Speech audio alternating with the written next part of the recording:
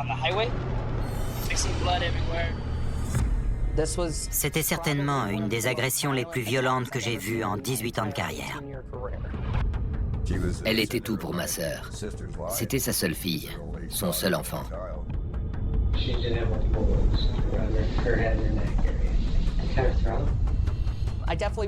Je me souviens que dès le début, je me suis dit que c'était le genre d'homicide qu'on ne résout presque jamais.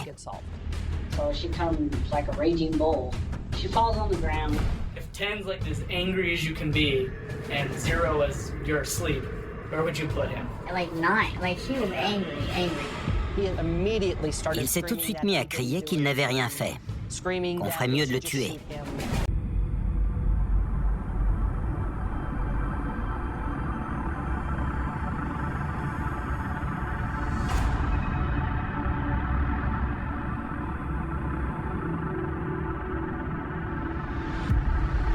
We were on our way to Coral Springs. There's a body on the ground on the highway. So we pulled over to check it out. There was some guy laying there. So I wanted to go see if he was breathing, but I didn't see his chest, like pumping or nothing. I see blood everywhere.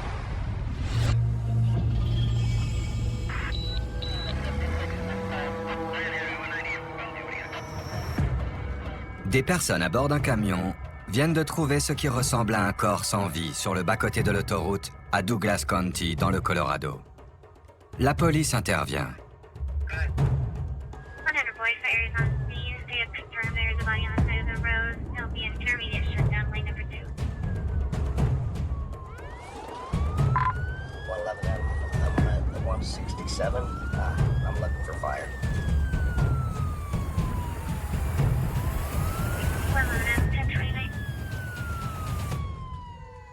On a reçu un appel au sujet d'un corps le long de la I-25 sur le bas-côté. Depuis un camion qui passait par là, des gens ont remarqué le corps. Donc ils se sont arrêtés et ils ont fait demi-tour. Il faut faire vite, parce que plus on arrive rapidement sur les lieux, plus on sécurise rapidement le site. Lorsque la police arrive, les pompiers sont déjà sur place.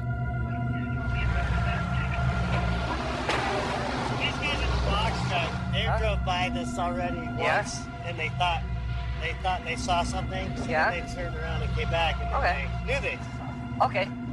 But they didn't see anything happen. Okay. I guess. Well, let me look.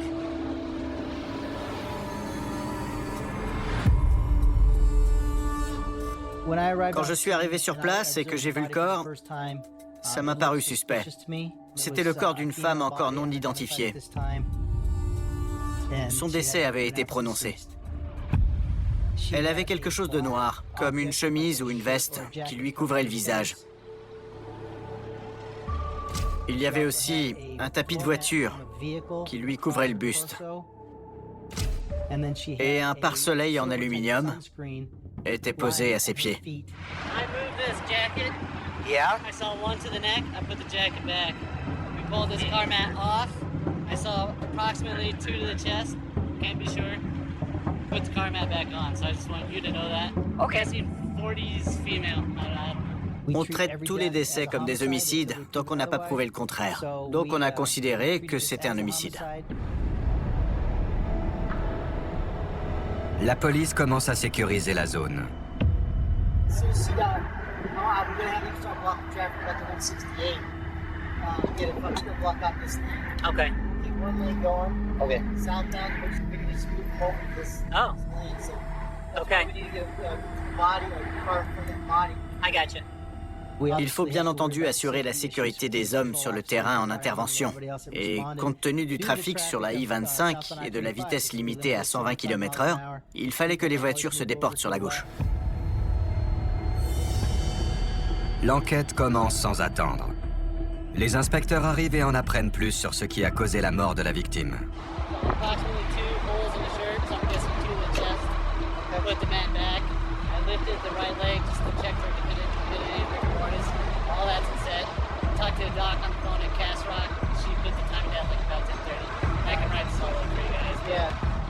How long do you think he was here? Hours. Yeah, that body's still cold and stiff. Okay. Yeah. Anybody else been up here besides you guys? He said there was like a white truck a couple miles up that way, parked on the right shoulder. Like, I don't know if it was involved, but it's, you know, it's up there. He's like, maybe it's something. He was going with big rocks to the side, like car nets, and he's like, I don't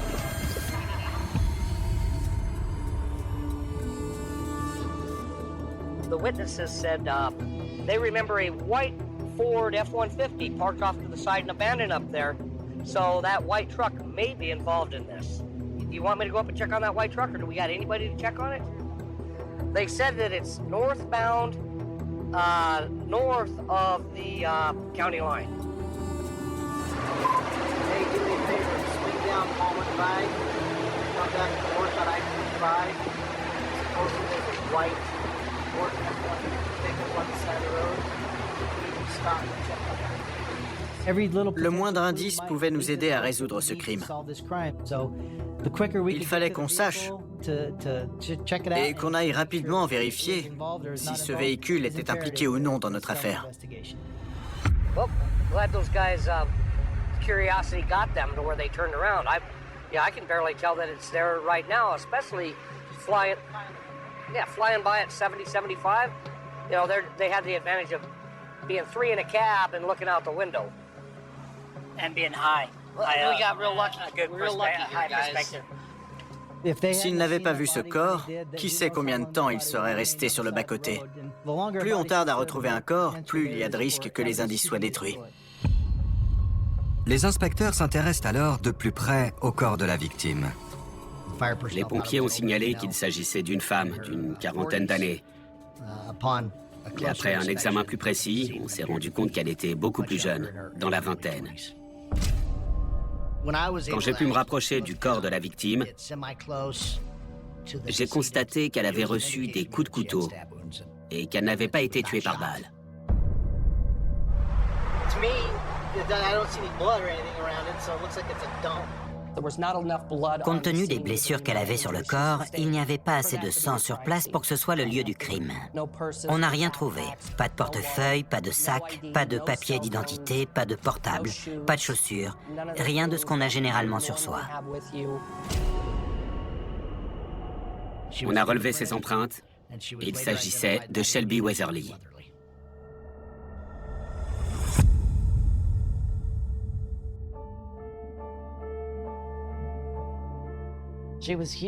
Elle recueillait des chiens. Je crois qu'elle en a eu jusqu'à 7. Elle avait beaucoup d'affection pour eux. Oui, beaucoup d'affection. Elle savait s'y prendre pour s'occuper d'animaux. Elle a toujours aimé ça. Il faut un certain temps pour comprendre, quand on vous annonce ce genre de choses, que vous avez perdu quelqu'un.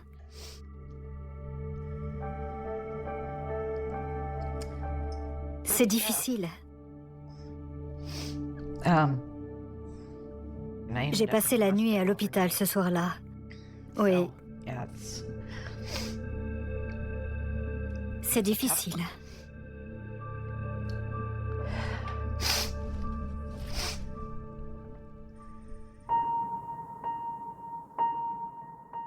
J'ai connu Shelby dès sa naissance. Je l'ai vu grandir. On était relativement proches. C'était ma nièce et c'était une époque sympa. C'était bon de la voir heureuse. Elle riait beaucoup. Elle aimait la vie.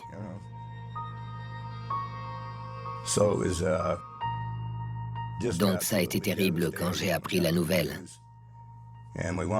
On voulait savoir pourquoi. On ne comprenait pas comment ça avait pu arriver. On se sent vide quand on perd quelqu'un beaucoup trop tôt.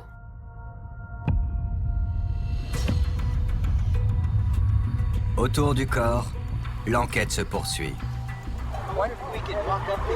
That's what I was wondering. By the fence line and take some pictures shooting down. I'll do that if you want me to. Yeah. All right. On savait qu'on allait devoir mobiliser plusieurs hommes et se bouger sur le terrain pour rassembler le plus d'éléments possible sur Shelby et parvenir à reconstituer ces dernières 24 heures. C'était la première étape. Mais sans savoir où le meurtre avait eu lieu, c'était très compliqué de retracer le déroulement de sa journée. Je me souviens que dès le début, je me suis dit que c'était le genre d'homicide qu'on ne résout presque jamais. Les inspecteurs de Douglas County enquêtent sur le meurtre de la jeune Shelby Weatherly. J'étais présent à l'autopsie et presque tout son corps était couvert de coups de couteau. Il y en avait principalement au niveau de la tête, du visage, du cou et de la poitrine. C'était certainement une des agressions les plus violentes que j'ai vues en 18 ans de carrière. C'était tellement violent qu'un des coups de couteau avait traversé sa lèvre et lui avait arraché une dent. Elle avait de longs cheveux blonds. Elle était charmante. C'était une jolie fille. Et elle avait une chouette personnalité. Elle était tout pour ma sœur. C'était sa seule fille, son seul enfant. Les jours qui ont suivi l'annonce de sa mort, on était comme des zombies. On n'arrivait plus à agir normalement. Je ne pensais plus qu'à ce qu'il venait de se passer. Je pense qu'elle n'avait peur de rien. On a vécu à Phoenix pendant plusieurs années. Elle était parfaitement à l'aise dans l'eau. Elle nageait tout le temps. En 5 ou 6 heures, on était au bord de la mer. Donc on y allait en été. On allait se baigner. Elle ne me croyait pas quand je disais que les vagues pouvaient l'emporter. Mais elle a compris. Elle a vite compris comment faire. Elle se débrouillait bien.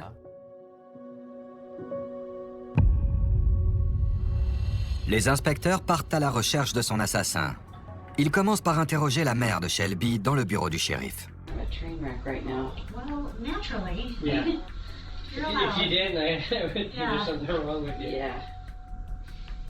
Who were her friends that she'd be hanging out with? She never really went out with anybody that I knew about. The last 3 or 4 months, I'd heard from her very little, which was unusual because she used to call me all the time. She lived at home until January of 2016. Yeah. Ended up homeless. Lived homeless downtown Denver. Bien évidemment, les membres de la famille représentent une mine d'informations dans ce type d'enquête. Surtout quand la victime n'a pas vraiment d'attache et qu'elle vit un peu comme une nomade. Souvent, la mère, le frère ou le père sont les seuls qui savent à peu près où ils se trouvent.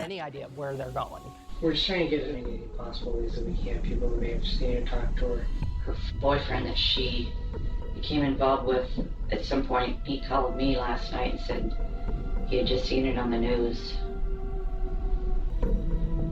What do you have to say about that? He's freaking out pretty much. Had a domestic issue with Shelby and he went to jail. Mm-hmm. So since he got out about a month ago, he's been in contact with me a few times. You know, had I heard from her, do I know what's going on with her? When you first talk to him, you think he's, you know, pretty much normal. But then after you talk to him for a while, you begin to realize there's something not quite right with him. Les homicides sont généralement commis par une personne que la victime connaît. Ce sont rarement des étrangers. Quand la victime est une femme, on se demande tout de suite s'il y a des personnes qui étaient tenues à l'écart par une mesure d'éloignement, ce qui n'arrive pas par hasard. On s'est tout de suite intéressé à cet homme. I don't. Exactly, Well, here's his phone number. In his hotel room, I just don't know what hotel he's in. Would you feel comfortable taking him back and asking him what hotel? Sure.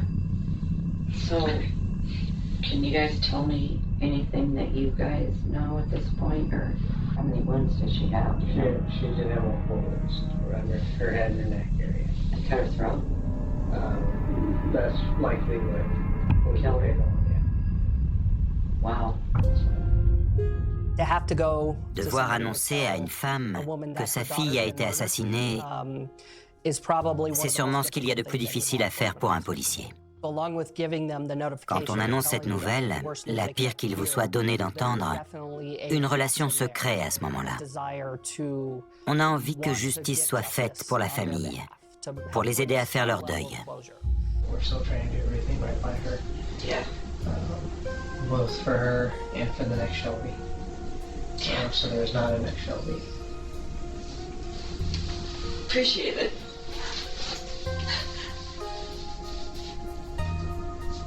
I mean, that's not that we want to remember, you know, what she went through. But that's the hard part, is trying not to remember that. It's what you remember.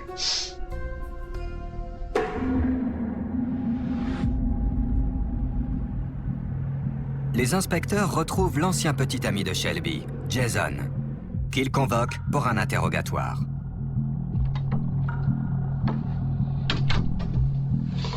I'm Detective Duffy. I'm the lead investigator on this case. On voulait l'interroger dans nos locaux, parce que cette entrevue pouvait être cruciale. Where do you work at? The GA truck stop. How long have you been staying at the Howard Johnson? This is my second month. What about before that? Oh yeah, I was incarcerated. What was that for? Well, Miss Shelby, domestic harassment. We got into a little bit of a scuffle.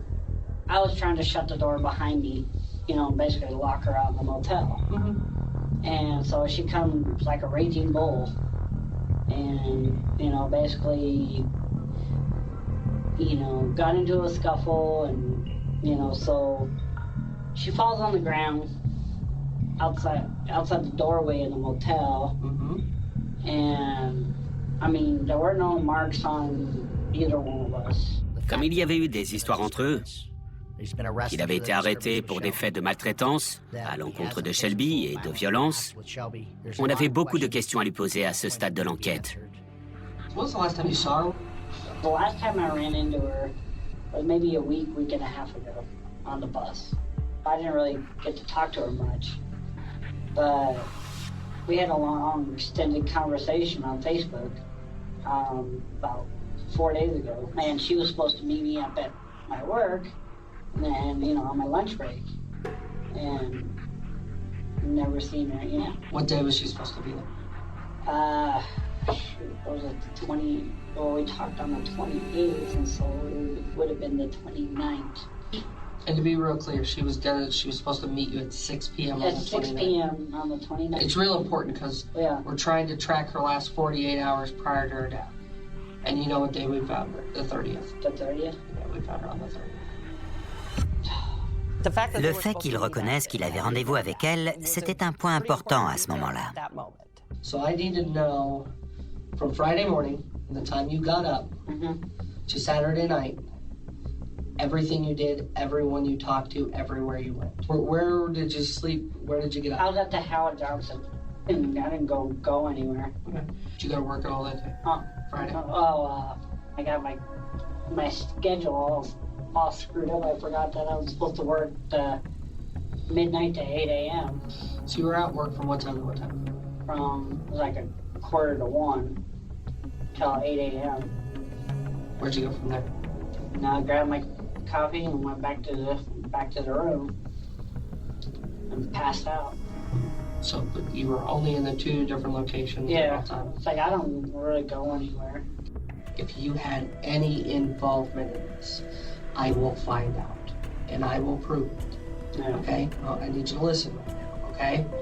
So, if there's anything you haven't told me and you need to tell me, if you had any kind of involvement in this, I need to know right now. This is your chance to talk, to explain. I will listen to anything you have to say.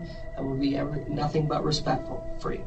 But you need to know, if you walk out of this room and you've lied to me and you were involved in this, I will prove it, and it will not be good for you, okay? So I need to make sure we're really clear on this, okay? Because we will prove who did this. I have zero doubt about this, okay? I can't tell you about the physical evidence and the things we have, but I will undoubtedly prove this. Yeah. So, we've been looking for you for a couple days. You're an important interview, that's why we waited. So this is your one and only opportunity. I didn't, like I said, I didn't even know anything about this. But do you understand what's going to happen if you lie to me? Oh, I understand that. There's a lot of things in life that are explained. Yeah. Okay? And there's a lot of things that happen that people don't intend to happen. Yeah. But when you come into the room and lie about it, any kind of considerations go away. I have absolutely nothing to do with this. Okay. Okay. If you're innocent, you have nothing to worry about. Souvent, dans les attaques au couteau, l'agresseur se blesse lui aussi. Il rate parfois son coup et se coupe lui aussi. Les inspecteurs ont observé son corps, ses mains, ses bras, à la recherche de traces, mais il n'y avait rien. On a vérifié son alibi et là où il vivait. Et compte tenu de la quantité de sang que Shelby a perdu, il aurait été quasiment impossible de nettoyer cette chambre. Rien n'indiquait qu'un crime avait eu lieu à cet endroit. Il a été totalement exclu de la liste des suspects. Donc on n'avait plus de suspects. On repartait à zéro. Après avoir mis hors de cause leur seul suspect, les inspecteurs ont du mal à trouver de nouvelles pistes. Shelby était très difficile à tracer. Elle n'avait pas de portable et utilisait rarement les réseaux sociaux. On a envoyé des hommes à la recherche de personnes qu'elle connaissait et ils ont trouvé Missy. Les inspecteurs retrouvent Missy et l'interrogent. We are investigating a homicide. Oh my God, who? Do you know who this is? Her name is Shelby. I met her in jail. That's so sad. She's a baby. We're trying to figure out everything we can about her. And your name came up. I ran into her. She was asleep on the bus. And I was like, Shelby, and I woke her up. When was this? It would have been in September. Okay. She called me the next day and went to a friend's house, James, and he said he invited us to go swimming. I don't think it was his house, it was his daughter's or something. Okay. She was going to order us pizza. And so she left to go get pizza. And she came back like a while later and she said that she already ordered the pizza and she wrote a check, but we had to go pick it up. But come to find out she supposedly, I guess she stole those checks from James. He was pretty mad at her. She messed up like his whole situation with him being able to have a place to stay and stuff because of stealing. Missy raconte que James était très en colère à cause de ça. Et comme on ne savait pas quel était le mobile de cet homicide, on s'est naturellement intéressé à lui. Like I've hung out with him a few times and he gets really mad. Like he throws a fit and I'll just be like... You said he was really mad at Shelby. If 10's like as angry as you can be and 0 is you're asleep, where would you put him about how angry he was over that? Like he was like 9, like he was angry. Quand on met en parallèle la violence de cette agression et un homme très en colère, on peut se demander s'il est impliqué dans l'affaire, parce que ce meurtre était réellement très violent. À partir des informations fournies par Missy, l'amie de Shelby, les inspecteurs retrouvent James et l'interrogent. First off, I just want to show you a picture and see if you know who this is.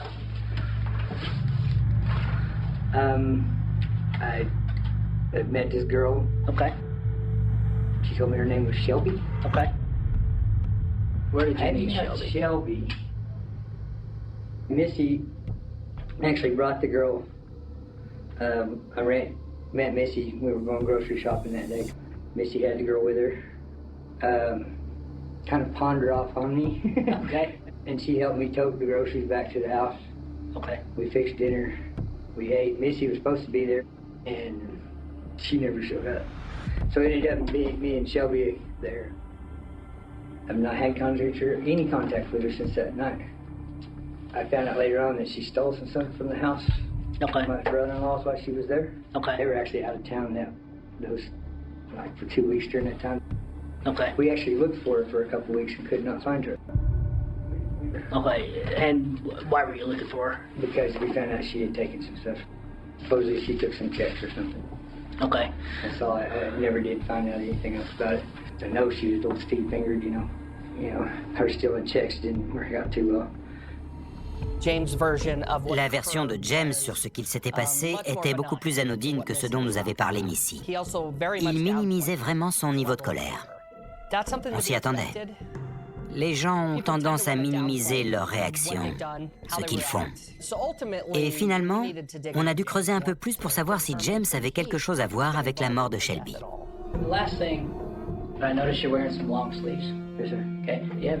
Do you mind if I check out your forearms and stuff like that? Yeah, you don't need to. That's cool. I use drugs, bro. I'm in drug court. I don't care about the drugs. I'll be real honest. I don't care about the tracks. Nothing like that. Right? Right. I'm just more interested in your hands and your forearms. I'll show you, but I do got some track marks. That's fine, dude. That's at least. Do you mind if Detective Walker gets some photos of? No, I don't. You ain't taking no photos of me, bro. I don't take photos, period. Even I don't let my family take photos of me. All right. But, I mean, if y'all want it, y'all can get a search warrant or something. I ain't done nothing wrong. Pendant qu'on interrogeait James, il nous a montré ses mains et ses bras. Et il n'était pas blessé. Comme cette histoire de vol de chéquier n'avait pas détruit sa vie, contrairement à ce qu'on nous avait raconté, on s'est vite rendu compte qu'il était peu probable que James soit impliqué dans la mort de Shelby. On l'a donc éliminé de la liste. Les inspecteurs étaient terriblement déçus, parce qu'on n'avait plus rien. On avait un meurtre d'une violence inouïe et aucune piste. Dans le même temps, la famille de Shelby lui fait ses adieux. C'était très triste, mais ça m'a fait du bien de me retrouver avec mes proches, de pleurer avec eux et de parler. J'ai passé pas mal de temps avec Shelby chez ma mère. Elle devait avoir 7 ou 8 ans à l'époque, mais elle était très précoce, pleine de vie. Elle cachait les chaussons de ma grand-mère sous le lit. Ce genre de choses. Shelby riait beaucoup. Elle aimait passer du bon temps, on s'amusait. Elle apportait de la gaieté et ça nous manque beaucoup.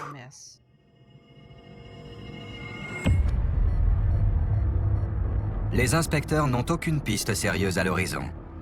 Ils se tournent alors vers les éléments retrouvés sur place. Le pare-soleil est revenu du bureau d'enquête du Colorado.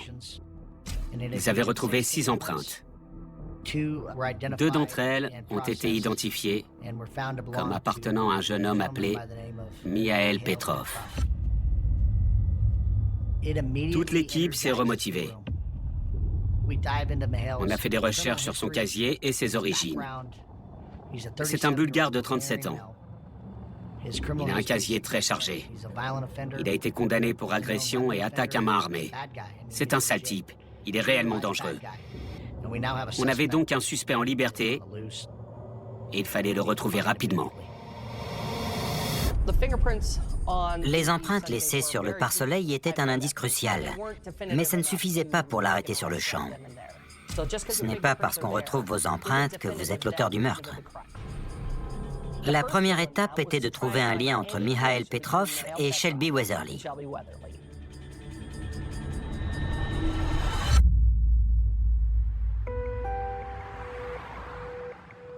Mihail Petrov avait donné l'adresse d'un supermarché d'Europe de l'Est pour son permis de conduire.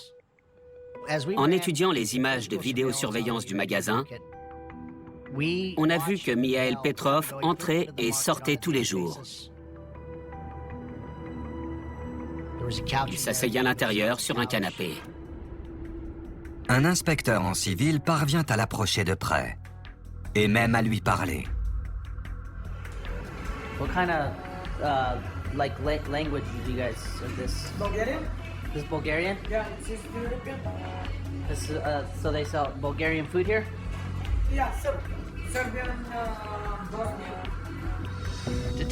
Des inspecteurs ont fini par aller dans ce supermarché et ont parlé avec les personnes sur place. Ils ont parlé avec une certaine Velina, qui travaillait dans le magasin et qui leur a donné plusieurs informations au sujet de Mikhail Petrov, en particulier sur le jour où le corps de Shelby a été retrouvé.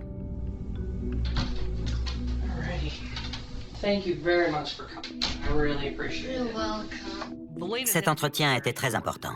You mentioned to some of the officers, and part of the reason why you're here, that he came into the store one day and... This was between 29th and 1st and 30th. I think it was not 30th. Yeah. Can you tell me about him coming into the store that day? So he came with 3 different pieces of meat. He wanted to cook something to eat in the kitchen. What kind of meat? A rabbit and I think beef, and the other thing was lamb. Were they in packages? Or? Yeah, in package. They were bad. They like smelled like, oh my god, like how are you gonna eat this? It's like, okay, I was like, that smells horrible. And he said, do you want to smell like human blood? He was covered in blood. On avait déjà ces empreintes sur des éléments de la scène de crime qui permettaient de le relier au meurtre. Et maintenant, on savait que le jour où le corps de la victime avait été retrouvé, il était entré dans ce supermarché couvert de sang. J'étais sous le choc quand j'ai entendu ça. Describe covered in blood. What does that mean? His right leg, a little bit on the left, and his hand. I don't remember what he said when I asked him. How am I supposed to smell a human? Why do you have human blood on you? So he's in there and he's mentioning, and he's covered in blood. And you said you saw blood on his hands? Yeah, but he was carrying the meat at the same time, and I thought that he's joking. Compte tenu des propos étranges qu'il a tenus à Velina sur le moment, elle ne l'a pas cru. Qui croirait une chose pareille? Pour moi, ça confirmait clairement que Mikhail Petrov était impliqué d'une façon ou d'une autre dans la mort de Shelby. I think 2 or 3 days after that, he said, I think one of the people I killed is on the TV right now, one of the girls. Have you heard about something like that? It's like, I don't watch TV. So he was talking about a body somewhere. And that was a different day than when he was covered in blood. Yeah. Okay, how many days later was that? For sure 2 days after. I never turned the TV on, and then my boss said, I know the girl because from the TV, but actually know the girl from the store. And then they told me that she's killed. And you're sure he said that he was one of the girls he killed? Yeah. You ever seen him with a knife or playing with a knife? Oh, he always have a knife. Can you describe? It's not like an open knife. So it folds? Yeah, it was like really sharp. So big blade? Yeah. On commençait à se dire qu'il ne s'était pas uniquement débarrassé du corps. Il fallait qu'on trouve le moyen de prouver qu'il avait tué Shelby Weatherly.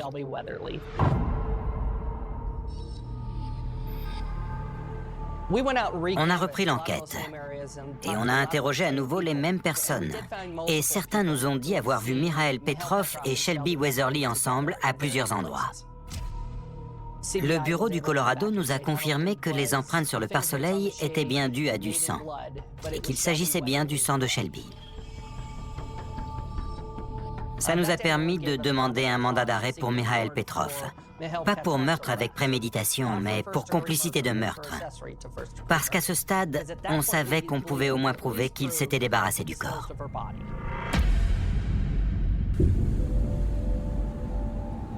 Les inspecteurs mettent en place une opération spéciale pour interpeller et arrêter Mikhail Petrov.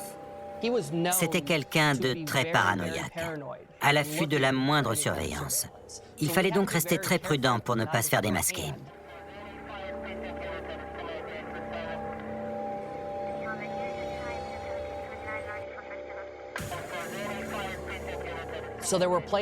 Des inspecteurs en civil se sont approchés petit à petit. On ne lui a pas foncé dessus à plusieurs unités, parce qu'il fallait qu'on reste à distance.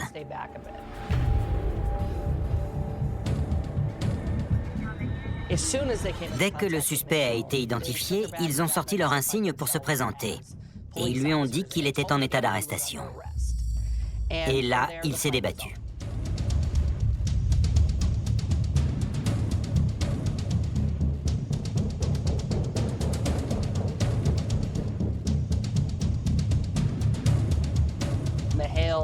Mikhail Petrov s'est tout de suite mis à crier qu'il n'avait rien fait. On ferait mieux de le tuer. Les officiers se sont mis à plusieurs pour lui passer les menottes.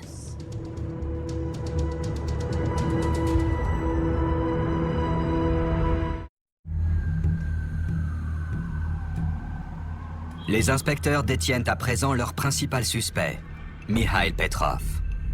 On ne savait toujours pas où s'était déroulée l'agression, et on n'avait pas l'arme du crime à ce moment-là. Donc il fallait encore qu'on trouve pas mal de preuves pour traduire cet homme en justice. Une partie de l'enquête consistait à découvrir comment Shelby avait été transporté jusqu'à l'endroit où on l'avait retrouvé. Au cours de l'enquête, on a découvert que la police de Denver avait retrouvé un véhicule suspect dans un quartier au sud-est de Denver. 24 heures seulement avant la découverte du corps de Shelby. Ils ont tenté d'arrêter le véhicule, mais il a pris la fuite. Comme les courses-poursuites sont interdites à Denver, ils ne l'ont pas rattrapé. La police de Douglas County pense qu'il pourrait s'agir du véhicule utilisé par Mikhail Petrov pour transporter le corps de Shelby. Les inspecteurs qui travaillaient dans ce secteur ont trouvé un réseau social de voisinage sur lequel figuraient des photos de cet individu et de la voiture prise dans le quartier. On a également trouvé un autre témoin qui a surpris une activité étrange dans une voiture dont le pare-soleil recouvrait à moitié le pare-brise et les vitres latérales. Il avait pris des photos du véhicule suspect. Les inspecteurs contactent les témoins du quartier. Ils se procurent les messages et les photos publiées sur le réseau social. J'ai tout de suite reconnu l'homme sur la photo. C'était bien Mikhail Petrov. En plus de cela, des témoins ont remarqué qu'il s'arrêtait à différents endroits du quartier pour jeter des choses dans la rue. À un endroit, on a retrouvé un sac en plastique contenant plusieurs choses. Mais ce qui a retenu notre attention, c'était une dent. Ça nous a pris un peu de temps et il a fallu l'intervention d'un dentiste et un prélèvement d'ADN pour prouver que la dent qu'on avait retrouvée dans ce sac appartenait bien à Shelby Weatherly.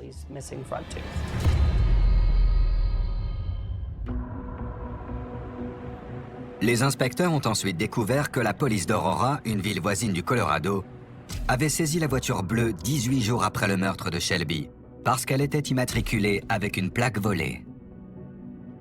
On a retourné la voiture à la recherche de toutes les preuves possibles, nous permettant de faire le lien avec la mort de Shelby ou le transport de son corps. On a cherché partout. On a même pris la ceinture du passager et on l'a sortie. Il y avait des taches sur la ceinture qui ressemblaient à du sang. On a trouvé des gouttes de sang sur le côté de la console centrale et entre les sièges. On a trouvé des taches de sang sous les panneaux des portières.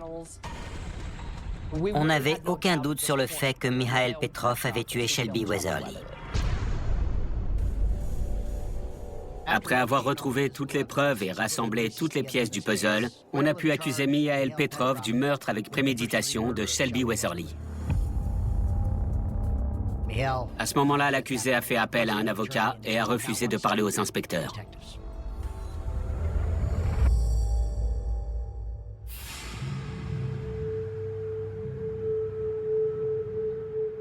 On pense qu'au petit matin du 29 septembre, Mikhail Petrov a rencontré Shelby Weatherly quelque part sur la rue Colfax à Aurora.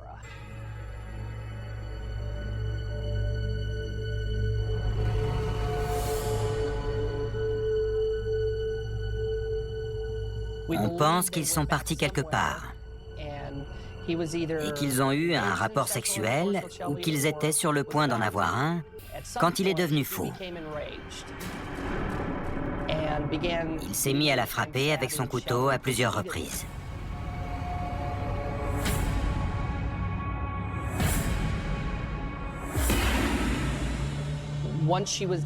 Après l'avoir tuée, il a sûrement pris les vêtements qui traînaient autour pour habiller le corps de Shelby et il l'a posé sur le siège passager de sa voiture bleue.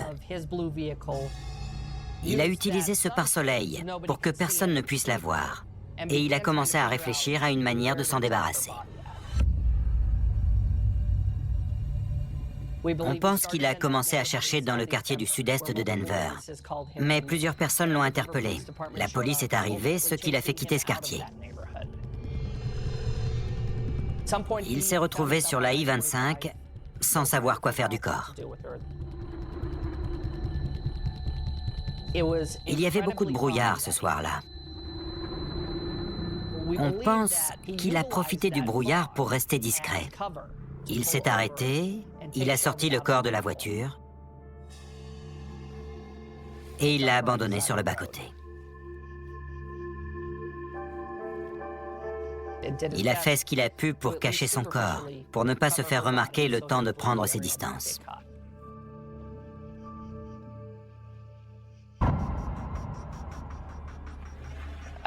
Beaucoup de personnes m'ont demandé pourquoi Mikhail Petrov avait tué Shelby ce soir-là. Je pense qu'il aime avoir le contrôle sur les femmes et les violenter. Pour je ne sais quelle raison, une panne sexuelle, ou quelque chose qu'elle a dit et qui l'a offensé, il a totalement perdu le contrôle. Et il l'a poignardée à mort.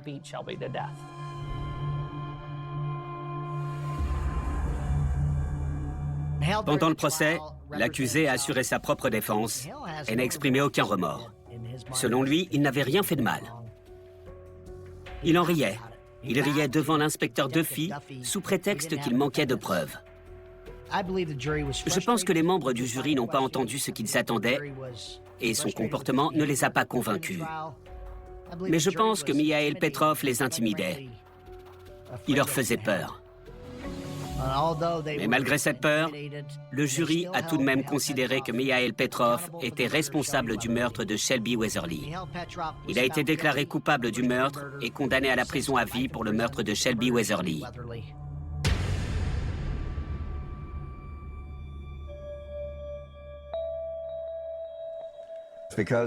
Comme elle aimait les animaux, tous les animaux et surtout les chiens, je pense qu'elle aurait pu faire carrière là-dedans, en tant qu'assistante vétérinaire ou dans un métier avec les animaux.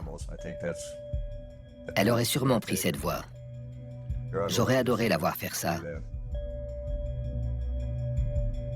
Tous les jours, je regarde sa photo, je pense à elle, et je me dis que ça n'aurait jamais dû se passer comme ça. Elle avait 24 ans. Elle était trop jeune.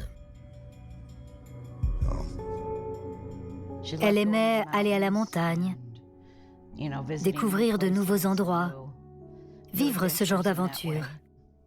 On a de beaux souvenirs ensemble. La photo ressemble à une mauvaise blague. Un décor trop parfait pour être vrai. Comme si quelqu'un avait voulu fabriquer une scène de film au milieu d'une route de campagne. Une vieille berlinette sombre est reculée jusqu'à se coincer contre un bâtiment abandonné. Le nez légèrement de travers, la carrosserie mordant le bois fatigue. Rien ne fume, rien ne clignote. Il n'y a pas de vraie brise qui scintille au sol, pas de traces évidentes de panique. Juste une voiture rangée contre un mur, comme un objet qu'on pose la peau qu'on le voit. Et autour, le silence rural qui absorbe les questions au lieu d'y répondre. Si qui manquait à l'image, c'est la seule chose qui devrait être là. La conductrice, Brianna Maitland de Acceptance. D'acceptance, c'est ce que l'on croit qu'on peut déjà vivre comme un adulte. Mais où le monde, lui, ne délaisse pas encore tout à fait le droit d'être libre. Elle travaille. Elle a gagné son argent. Elle navigue entre les exigences de la famille. Les tensions, les amitiés, les promesses et les menaces invisibles de l'adolescence. Dans le nord du Vermont, les distances sont grandes et les jeunes se connaissent trop ou croyant se connaître. Les routes sont longues, les maisons parfois isolées. Et la nuit, quand elle tombait, elle te donne l'impression que tout ce qui se passe derrière une colline pourrait disparaître sans témoin le 19 mars 2004. Ce n'est pas une date qui se présente comme un drame. C'est une soirée de fin d'hiver. Un vendredi, on de ces jours où l'on serre les dents parce que la saison n'en finit plus. Mais où l'on s'enquante même la promesse du printemps dans l'air froid. Brianna travaille au Black Lantern Inn. À Montgomery, c'est un endroit où l'on sert, où l'on range, où l'on essuie, où l'on sourit au bon moment même quand on pense à autre chose. À 17 ans, tu apprends vite que les adultes savent déjà. La fatigue n'a pas besoin d'âge. Elle termine son service tard. Des collègues la voyant quitter les lieux. Rien de violent, rien de spectaculaire. Juste la fin d'un shift. Une adolescente qui monte dans sa voiture et qui s'apprête à rentrer. Comme elle l'a fait d'autres soirs, le genre de scène que personne ne photographie. Parce que personne ne photographie les scènes normales. Si quelqu'un avait levé un appareil à ce moment-là. On aurait eu aujourd'hui une preuve qui ferait pleurer, mais le monde ne sait pas quand il doit se souvenir. Brianna conduit un Oldsmobile 88 de 1985, une voiture lourde. D'une autre époque, pas vraiment discrète. Pas vraiment agile, une voiture de route. Une voiture qui avale les kilomètres, mais qui peut aussi cette fragilité mécanique dévier les choses. Parfois qu'à tousse, parfois qu'à cale. Parfois qu'à te trahit au mauvais moment, quand tu as d'acceptance. Tu apprends à faire confiance à des objets qui ne sont pas fiables parce que tu n'as pas le choix.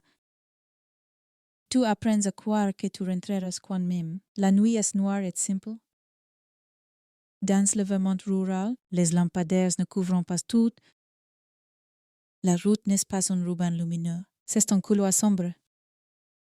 Les phares découpant des morceaux de monde, un arbre, un panneau, une fossé. Puis plus rien, et dans ces morceaux de monde, il y a parfois des choses que tu n'as pas envie de voir, pas parce que tu es paranoïaque, mais parce que l'obscurité, quand elle est réelle, te rappelle que la sécurité est une histoire qu'on se raconte. Après son départ du Black Lantern Inn, Brianna n'est plus vue. Elle ne rentre pas. Elle n'appelle pas. Son téléphone ne devient pas cette ligne de secours qu'on imagine toujours dans les histoires modernes. Il n'y a pas de dernier message clair, pas de je suis en route. Pas de trace qui rassure. Et c'est là que la réalité commence à se tordre. Parce que quand une personne disparaît, on se raccroche aux gestes habituels. On sait dit, elle aurait appelé. Elle aurait prévenu, elle aurait répondu. Mais l'absence de force accepte une vérité brutale. Quelqu'un peut être empêché de faire les gestes qu'il fait d'habitude. Le lendemain, au matin, la route révèle que la nuit cache. La voiture de Brianna est retrouvée sur la route 118. Et environ un mile du restaurant, adossé à un vieux bâtiment abandonné. Et adossé est presque un mot trop doux. La carrosserie est collée contre la structure comme si le véhicule avait été poussé. Plant, range. Ceux qui voient la scène pour la première fois ont la même réaction. Ce n'est pas une sortie de route naturelle. Ce n'est pas la trajectoire d'une voiture qui glisse puis s'arrête, qui ressemble à une décision. Et c'est qu'est-ce là que la peur change de visage, parce que si la voiture est placée. Alors quelqu'un a eu les tombs, quelqu'un a choisi l'endroit. Quelqu'un a eu assez de calme pour reculer un véhicule et le coincer là, au lieu de l'abandonner au milieu de la route ou dans un fossé. Et si quelqu'un a eu se calmer, alors la disparition n'a pas été un accident panique. Elle a été une action. Le premier réflexe. Quand tu découvres une voiture abandonnée, cesse de chercher des preuves de collision. Une trace de freinage, une marque sur l'asphalte. Des éclats, quelque chose qui raconte une violence mécanique. Mais ici, l'histoire mécanique est ambiguë. La voiture est en contact avec le bâtiment. Oui. Mais l'image ne te donne pas la satisfaction d'un récit simple. Elle te donne un malaise. Comme si l'accident, s'il y en a un, avait été maquillé en stationnement, comme si quelqu'un avait voulu que l'on pense accident tout en laissant un décor qui mise en scène. Et dans une mise en scène, la personne la plus importante manque toujours. On fouille la voiture, on regarde les sièges, le tableau de bord, le sol. On cherche un sac, un manteau, une trace de lutte, chaque objet présent ou absent devient un indice. Chaque détail se transforme en question. Si ces affaires sont là, pourquoi n'est-elle pas là? Si ces affaires ne sont pas là, pourquoi a-t-elle pris seulement certaines choses? Le moindre rien devient un labyrinthe? C'est ce que font les disparitions. Elles transforment des objets ordinaires en pièces de conviction. Le problème, c'est que l'ordinaire ne parle pas facilement. Dans les premières heures, la communauté civile a l'idée qu'une file de acceptance ne se trouve plus là où elle devrait être. Et dans une petite zone rurale, l'information circulait vite. Les gens connaissent les familles, les noms, les lieux. Très vite, l'histoire de Brianna devient l'histoire de tout le monde, mais chacun la raconte à sa façon. Certains la racontent avec inquiétude, d'autres avec cette curiosité qui ressemble à une femme. D'autres avec des jugements rapides, parce que c'est plus confortable de juger que de se sentir vulnérable. La vulnérabilité, pourtant, est désormais partout. On évoque immédiatement les scénarios habituels. Fugue, dispute. Mauvaise décision, parce que ces scénarios-là ont l'avantage d'être compréhensibles. Ils présentent une part de responsabilité sur la disparue, et cela rassure ceux qui écoutent. Si c'est une fugue, alors le monde reste logique. Si c'est un enlèvement, alors le monde est un endroit où l'on peut perdre quelqu'un en 10 minutes. Et cette idée-là, beaucoup ne veulent pas la tenir dans leur tête. Sauf que la voiture contre le bâtiment tient la tête à ta place. Elle est de force imaginaire. Les proches de Brianna, Hughes, n'ont pas le luxe de choisir les scénarios qui rassurent. Ils cherchent. Ils s'appellent, ils attendent. Attendre est une forme de torture. Au début, tu attends avec un espoir naïf. Elle va revenir. Elle s'est endormie quelque part. Elle a perdu la notion du temps. Elle est avec des amis. Elle n'a pas pensé à appeler. Puis les heures passent et l'espoir change de texture. Il devient plus agressif, plus nerveux. Il devient une prière sans religion, que le téléphone sonne, que la porte s'ouvre, que la vie reprenne comme si rien n'avait eu lieu. Mais la vie ne reprend pas, elle se figure autour de l'absence. Ce qui rend l'affaire de Brianna si troublante, c'est la proximité. Elle disparaît à environ 1 mille de son lieu de travail, 1 mile. Une distance ridicule sur une carte, une distance qu'on parcourt en quelques minutes. Si n'est pas un grand voyage, si n'est pas une traversée, c'est un trajet de routine et pourtant, dans ce petit trajet, quelque chose a eu assez de puissance pour effacer une personne. Cette proximité crée une question terrifiante si ce arrive si près. Cela veut dire que l'événement s'est produit rapidement. Cela veut dire qu'il n'y a pas eu 1000 occasions. Il n'y en a eu que quelques-unes. Et cela veut dire que, théoriquement, quelqu'un a dû voir quelque chose. Un véhicule qui s'arrête, une silhouette. Un mouvement dans les disparitions. On s'est raccroché à cette idée comme à une bouée, quelqu'un sait. Quelqu'un a vu, quelqu'un a entendu. Parce que l'alternative est trop brutale. Personne n'a rien remarqué et un adolescente s'est évaporé dans un rayon de quelques minutes. Alors on commence à interroger des voisins, des gens de la route, des habitués. On demande, avez-vous vu la voiture cette nuit-là? À quelle heure? Avez-vous entendu un bruit? Un moteur qui cale, des voix, des pas. Les réponses sont souvent décevantes. Les gens dorment, les gens ne regardent pas dehors. Les gens entendent des bruits et les classent dans la catégorie des bruits normaux. Une voiture, un animal, le vent. Et si c'est là que l'affaire devient encore plus claquante, tu réalises que la normalité est un camouflage. L'extraordinaire peut se glisser dans l'ordinaire sans déclencher l'alarme, parce que l'esprit humain est fait pour ignorer ce qui ne le concerne pas. La voiture devient alors le centre d'un cercle noir. Elle est le seul témoin silencieux. Elle dit quelque chose se passe ici. Mais elle ne dit pas quoi. Était. Pire encore, elle semble dire. Quelque chose se passe ici. Et quelqu'un a eu les tombes. On examine la scène comme un décor de théâtre. Pourquoi ce battement? Pourquoi cet angle? Pourquoi la voiture reculée? Et non stopper simplement. Pourquoi si lui à l'écart? Mais pas trop. Un endroit assez visible pour qu'on la trouve. Assez isolé pour qu'on ne soit pas dérange. C'est exactement ce qui fait mal.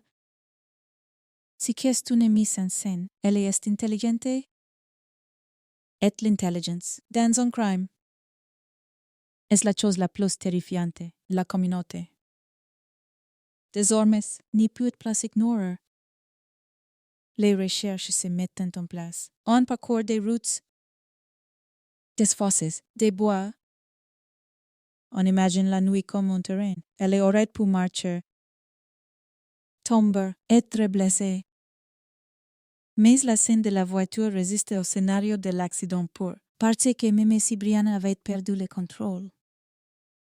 Pourquoi n'y a-t-il pas eu de suite visible? Pourquoi n'a-t-elle pas été retrouvée à proximité? Où est l'empreinte du corps dans le rail? Chaque question ouvre une autre question. Et l'esprit commence à se fissurer sous le poids du cas ne colle pas. On parle de la vie de Brianna, de ses relations, de ses tensions éventuelles. On évoque des conflits, des histoires de lycée, des disputes, tout devient matériaux. Et il y a une violence à cela. La vie d'une adolescente devient une salle d'interrogatoire publique. Les jeunes prennent des fragments de sa personnalité et les transforment en explications. Elle est tête comme si elle. Donc, elle est fréquente en tel. Donc, on essaie de fabriquer une cohérence parce que l'absence de cohérence fait peur. Mais la cohérence, parfois, est un mensonge confortable. Plus le temps passe. Plus on réalise que la disparition de Brianna n'est pas seulement une disparition. C'est une disparition avec une signature visuelle. Et une signature visuelle attire le monde des récits. Elle attire les interpretations. Elle attire les théories. Elle attire aussi les mauvaises personnes. Celles qui aiment s'insérer dans les drames. Celles qui inventent. Celles qui profitent. Si qui commence comme une recherche devient un bruit. Et le bruit est dangereux, parce qu'il peut étouffer la seule voix qui compte. La vérité. Pendant ces temps, la famille vit l'enfer le plus banal. Les jours qui continuent sans raison. On se réveille, on mange, on parle, on se tait, on se bat contre le silence dans la maison. On regarde le téléphone comme si le regard pouvait le faire sonner. On cherche un signe dans les moindres choses, dans une disparition. Le cerveau devient superstitieux parce qu'il a besoin de croire que l'univers communique. Il a besoin de croire que quelque chose, quelque part, va dire elle est ici. Mais l'univers ne dit rien. Il laisse seulement cette voiture. Plantée contre un bâtiment, comme un point d'exclamation au milieu. D'une phrase qu'on ne connaît pas. Dans les heures qui suivent la découverte, un autre malaise naît. La conscience que les hommes est déjà en train de travailler contre eux dans les premières heures d'une disparition. Tout est fragile, les traces, les odeurs, les empreintes, les témoignages, la météo, les voitures qui passent, les gens qui marchent. Tout peut altérer la scène, et plus le temps s'écoule, plus l'histoire s'éloigne du moment où elle aurait pu être simple. Tout sens la vérité s'échappe comme de la fumée. Même sans la voir, et cette sensation-là transforme les gens. Elle transforme les parents, les amis, la communauté. Elle transforme aussi ceux qui écoutent l'histoire des années plus tard. Parce qu'elle impose une question universelle. Combien de vies peuvent basculer dans un endroit banal? Sans que le monde ne s'arrête, dans ces verments de routes sombres. L'affaire Brianna Maitland devient une fissure dans le sentiment de sécurité. Elle dit aux gens: le danger n'est pas toujours loin. Il peut être à 1 mille. Il peut être sur la route que tu prends pour rentrer du travail. Il peut être dans ces moments où tu tournes la clé. Où tu roules, où tu penses à autre chose. Où tu es simplement une adolescente qui veut rentrer. Et si le danger est si proche, alors personne n'est vraiment protégé. La voiture? Contre le bâtiment. Continue de hanter par ce qu'elle ne ressemble pas à un simple abandon. Elle ressemble à un geste et un geste. C'est une intention. Et une intention. C'est un humain à partir de là. Le récit commence réellement. Pas le récit de ce qu'on sait on sait très peu. Le récit de ce qu'on ne sait pas et de la manière dont ce n'est pas savoir devient une force qui dévore.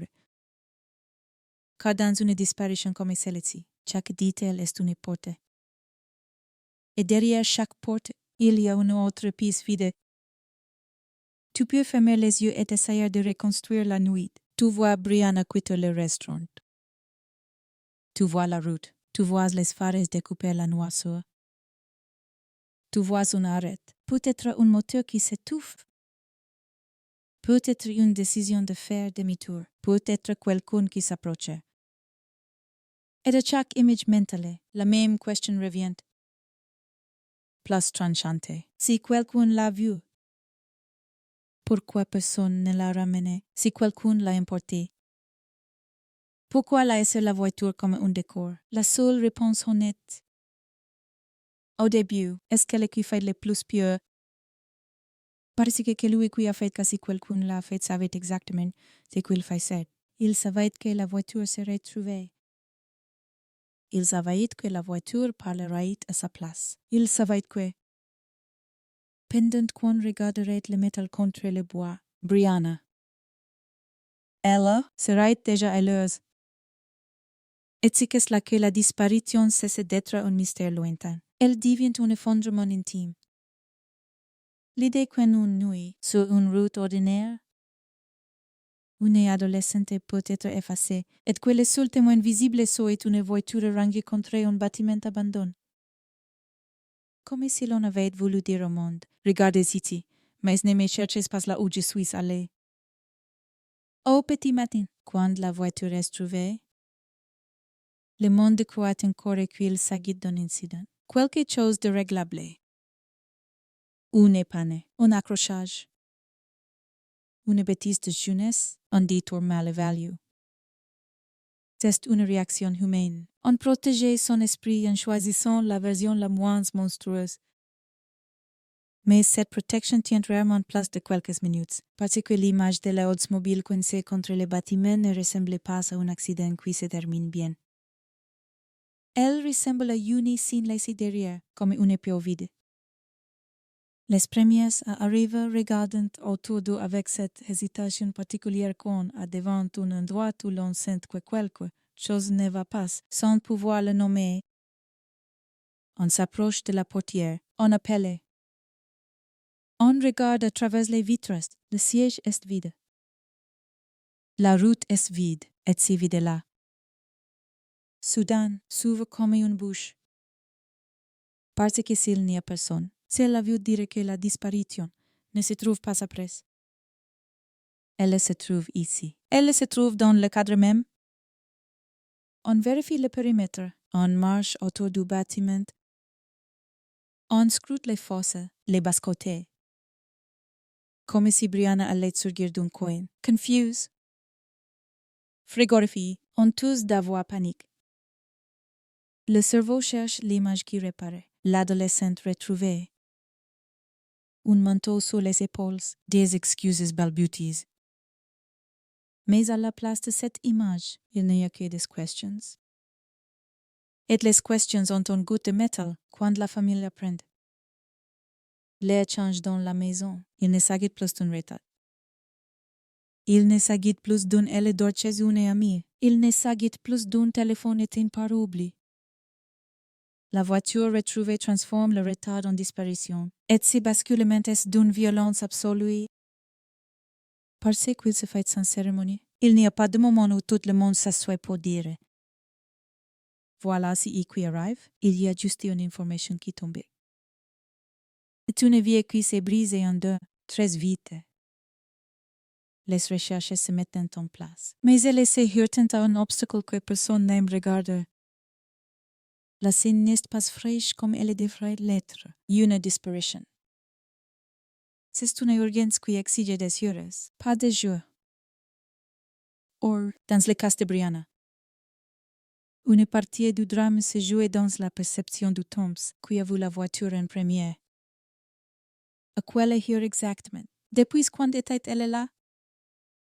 Certains récits publics évoquent l'idée que la voiture aurait pu être aperçue plus tôt dans la nuit ou au matin, et que la chronologie des premières alertes n'a pas été aussi immédiate qu'on le rêvait dans les films. Et chaque minute, dans l'esprit des proches, devient une minute folie, parce que dans une disparition. Elle existe un moment où tout est encore rattrapable, même si on ne veut pas le croire. Même si on refuse l'idée qu'il y ait une fenêtre de sauvetage si courte, elle existe. Et c'est elle qui hante. Les enquêteurs regardent la voiture comme un témoin muet. Ils cherchent des traces, empreintes, fibres, quelque chose qui dirait que quelqu'un est monté, que quelqu'un a tiré, poussé, frappé, mais la nuit, le froid, les passagers.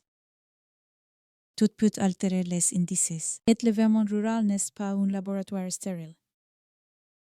C'est un endroit où les routes vivantes, où des véhicules passent, où la terre porte des traces qui se confondent. Dans ce paysage, la vérité peut se mélanger à l'ordinaire et disparaître. La famille, elle, ne peut pas se contenter d'atteindre les résultats.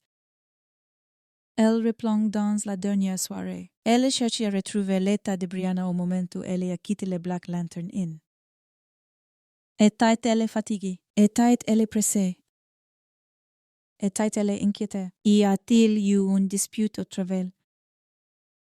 Un regard étrange, un client trop insistant. Une conversation qui, sur le moment, n'a pas eu l'air importante, est là. Une réalité apparaît. Le dernier soir d'une personne disparue est souvent banal. Trop banal pour nous donner un sens. On voudrait une rupture nette. Une scène qui explique, mais la vie ne prépare pas son scénario. Elle avance, puis elle s'interrompt. On interroge les collègues. Chacun se souvient de fragments. L'heure, la porte qui cesse refermée. La silhouette qui s'éloigne, rien de suspect au sens classique. Et cette absence de suspicion est un coup supplémentaire parce qu'elle retire même la satisfaction d'un ennemi évident. L'ennemi, ici, est invisible. Il peut être un individu précis. Il peut être le hasard. Il peut être une combinaison de circonstances. Et quand l'ennemi est invisible, la peur se multiplie. Parce qu'elle n'a pas de cible. Le paysage autour de la route, 118 déviants soudain charge d'une signification nouvelle. Les gens du coin connaissant ces bâtiments abandonnés. Ce genre de lieu qu'on mentionne avec un sourire ou avec une gêne. Un endroit où l'on ne va pas parce qu'il n'y a aucune raison d'y aller. Et pourtant, la voiture est là. Ce choix du lieu volontaire ou non ressemble à une décision prise à l'écart du monde. Mais pas trop loin pour être oublié. C'est une nuance qui dérange. Si quelqu'un voulait être caché, il aurait pu cacher mieux. Si quelqu'un voulait être vous, il aurait pu être plus évident. Ici, on est entre les deux. Et l'entre-deux, dans une affaire criminelle. Est un territoire inquiétant parce qu'il ressemble à une stratégie. Attirer l'attention sur un objet détourne l'attention d'autres choses. Dans les jours qui suivent, la communauté se divise en deux types de personnes. Ceux qui aident sincèrement, qui cherchent, qui affichent, qui questionnent, qui se sentent concernés, et ceux qui commencent à parler. Pas forcément avec malveillance, mais parce que parler est une manière de maîtriser la peur. On se raconte des choses sur Brianna, sur sa vie, sur ses choix, sur ses relations. On transforme des détails d'adolescente en causes supposées. Elle fréquentait, elle avait des problèmes, elle s'était disputée. Chaque phrase ressemblait à une tentative de donner une morale. Comme si la disparition devait être méritée pour être compréhensible, mais la disparition ne méritait rien. Elle frappait. La famille découvre vite que la rumeur est un second ennemi. Elle envahit. Elle modifie les perceptions. Elle crée des suspects imaginaires. Elle accable parfois la disparue elle-même. Et cette violence-là est sournoise. Elle y arrive pendant que tu es déjà à terre. Pendant que tu cherches simplement à retrouver ton enfant. Elle est force à défendre la personne et me contre des récits qui la réduisent à une caricature. Brianna, dans cette tempête, perd son droit au silence. On ausculte sa vie. On l'analyse, on la découpe. On cherche des explications dans sa personnalité. On oublie que, même si elle avait des conflits, même si elle était en transition, cela ne justifie pas la vie. Cela n'explique pas une voiture rangée contre un bâtiment et une adolescente effacée. Les recherches s'étendent, on parcourt les bois, les fosses, les routes secondaires. On imagine qu'elle a pu partir rapide, on imagine qu'elle a pu être blessée. On imagine qu'elle a pu entrer dans une voiture, et c'est là que l'affaire devient encore plus sombre. Parce que les scénarios qui s'imposent ne sont pas des scénarios de confusion, mais des scénarios d'interaction humaine. Car pour que Brianna disparaisse à Kettendroit, il faut souvent qu'il y ait eu un autre acteur. Un conducteur qui s'arrête, un passager. Une personne qui se propose d'aider, un guest qui. Dans un paysage rural, tout semble naturel. Offrir un coupe de main, aide le vermont. Comme beaucoup d'endroits, vita aussi sur cette culture de l'entraide. Si qui est beau, normalement. Devient ici une porte, parce qu'une aide peut être une embuscade. La famille commence alors à ressentir une émotion qu'elle n'avait pas anticipée, la suspicion généralisée. Chaque pick-up cruise devient impossible, chaque honky train devient impossible. Chaque bruit de moteur la nuit devient une répétition, et cette suspicion est puissante.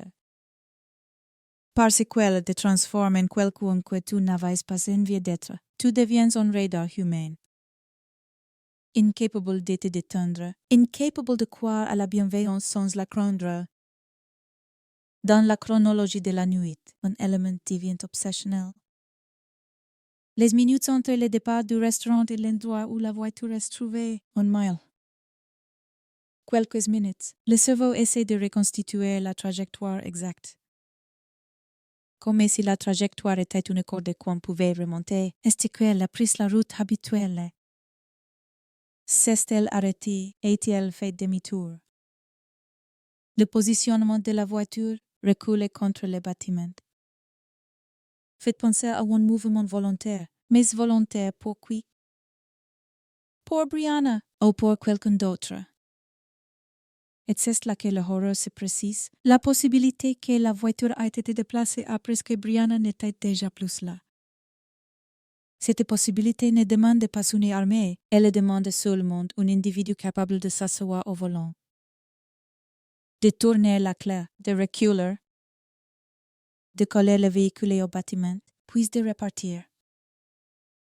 Un geste simple, comme « Et ce geste, s'il a eu lieu », signifie que quelqu'un a voulu contrôler la scène, contrôler ce que le monde verrait.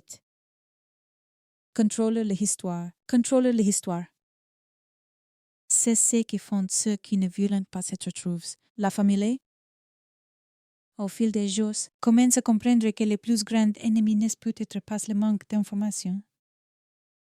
C'est l'excès de possibilités, parce qu'une disparition sans témoin clair, sans signe finale, ouvre la porte à tout. Et tout est trop grand pour un esprit humain. Alors l'esprit se raccroche à des personnes, à des rumeurs, à des hypothèses. Il cherche un visage accuseur, et c'est ainsi que des individus deviennent suspects. Parfois à tort, parce que le monde a besoin d'un coupable pour respirer. Mais respirer avec un coupable imaginaire n'aide pas à retrouver Brianna. Les enquêteurs explorent des pistes.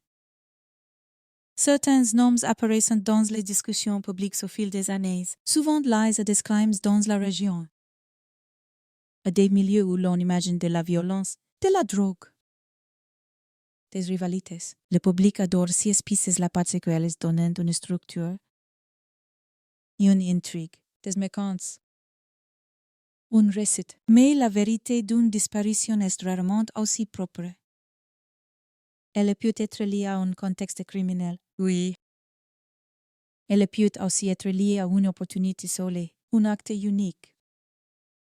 Un prédateur de passage. Et dans un cas comme dans l'autre, la voiture contre le bâtiment continue de regarder comme un oeil fixé. Sans Kleiner.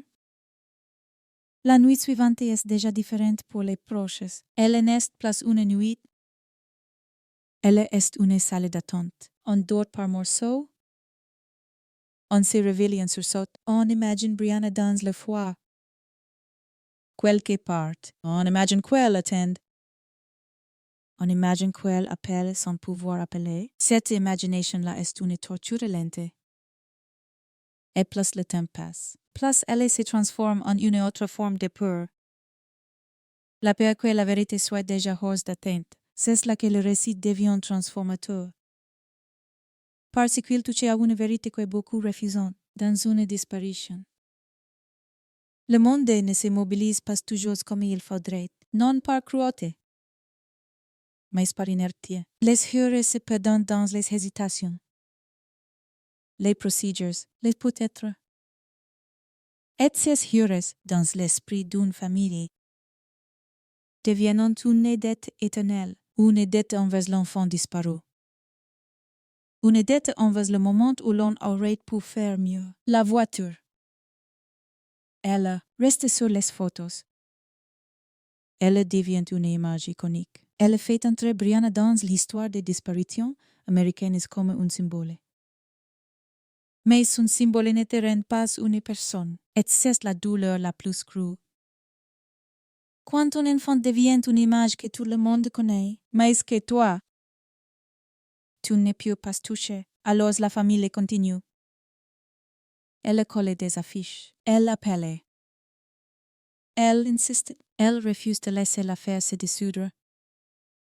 Elle se bat contre le temps et contre la fatigue du monde, et pendant qu'elle se bat, l'histoire elle-même prend une forme plus inquiétante, celle d'une disparition qui a été rangée comme la voiture. Comme si quelqu'un avait voulu faire tenir le drame dans un coin discret du paysage, mais le drame ne tient pas dans un coin. Il s'étale, il s'infiltre. Il se répand dans les conversations, dans les nuits, dans les routes que les gens ne savent plus prendre seuls et place en avance. Place une question devient impossible à éviter si la voiture est une mise en scène. Alors l'acte n'a pas été impulsif, il a été réfléchi. Et si l'acte a été réfléchi, alors la personne qui l'a commis a eu le temps de disparaître. Elle a aussi, dans la normalité. C'est cette idée-là qui commence à prendre le contrôle du récit, non pas seulement l'absence de Brianna, mais l'existence possible d'un esprit derrière l'absence, un esprit capable de manipuler un décor, capable de laisser un objet à la place d'une personne, capable de faire de la route 118 un théâtre sans acteurs. Et quand tu comprends que le théâtre a été préparé, tu comprends aussi que la suite de l'histoire ne se jouera pas seulement dans les bois ou dans les fossés. Elle se jouera dans les relations, dans les secrets, dans les silences des gens qui savent peut-être, qui ont vu peut-être, qui se sont tous peut-être, parce qu'une voiture peut être rangée contre un bâtiment. Mais une vérité, elle est, ne se range jamais aussi facilement. La troisième étape est d'une disparition. C'est celle où le silence commence à avoir une personnalité. Au début, le silence n'est qu'un manque, une absence brute. Une place vide à table, un téléphone qui ne sonne pas. Mais quand les jours passent et que Brianna ne revient pas, le silence change. Il devient un adversaire. Il s'organise. Il s'invite dans les conversations, puis il les étouffe. Il oblige les gens à choisir un camp sans jamais l'annoncer, croire que tout cela est un accident confus, ou accepter que quelqu'un a pu faire quelque chose d'intentionnel, de contrôle, de calme. Et cette seconde option est la plus difficile à regarder, parce qu'elle signifie que le danger n'était pas un éclair dans la nuit. Mais une main posée sur le monde, une main qui a agi avec assez d'assurance pour laisser une voiture rangée contre un bâtiment comme on range un objet après usage. Dans les jours qui suivent la découverte, les enquêteurs reviennent encore et encore à la scène. Parce qu'un endroit comme que lui n'est pas seulement un lieu, c'est une décision. La route 118, le bâtiment abandonné. L'angle, la position de la voiture. Tout cela est trop précis pour ne pas poser une question simple, presque insultante. Qui a conduit la voiture jusque-là et pourquoi? La famille, elle. Vite dans une autre question, plus in time. Où est Brianna pendant qu'on parle de métal et de bois? Alors les recherches s'élargissent. Et avec elles les possibilités. Les bois sont inspectés. Les fosses, les routes secondaires. Les coins où l'on peut glisser hors de vue, on imagine des scénarios qui ne demandent pas de méchants. Seulement du hasard, Brianna a quitté la voiture. Elle a marché, elle s'est perdue. Elle a été blessée, cette hypothèse.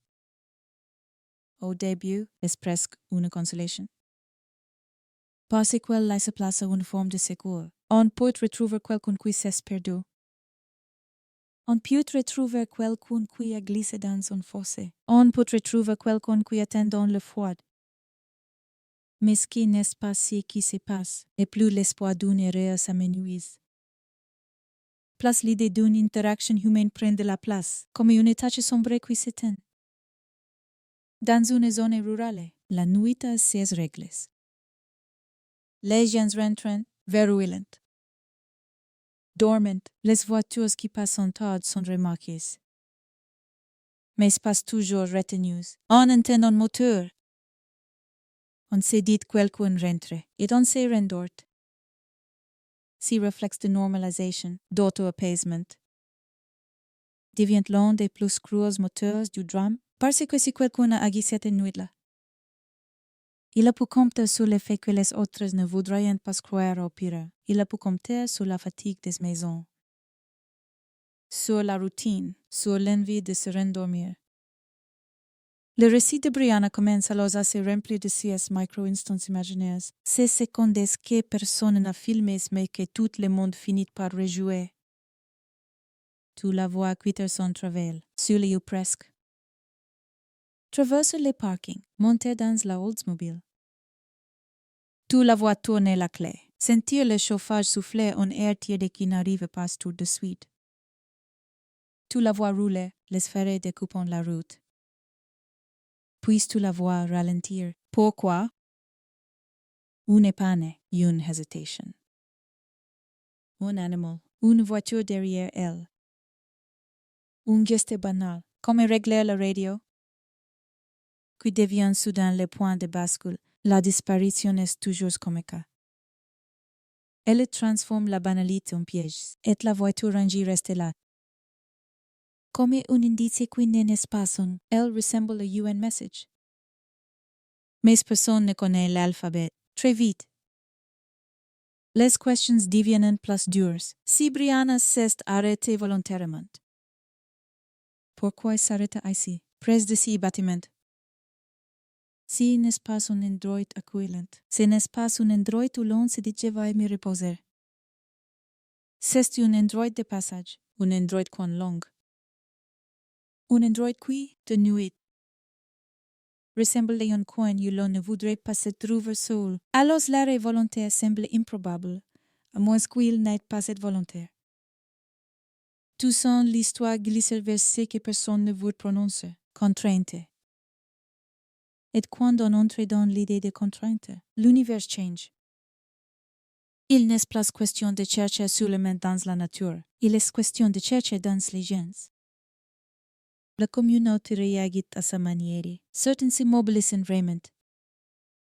Avec cette sincérité qui donne presque envie de pleurer. Des voisins, des amis, des inconnus qui marchent, qui regardent, qui interrogent.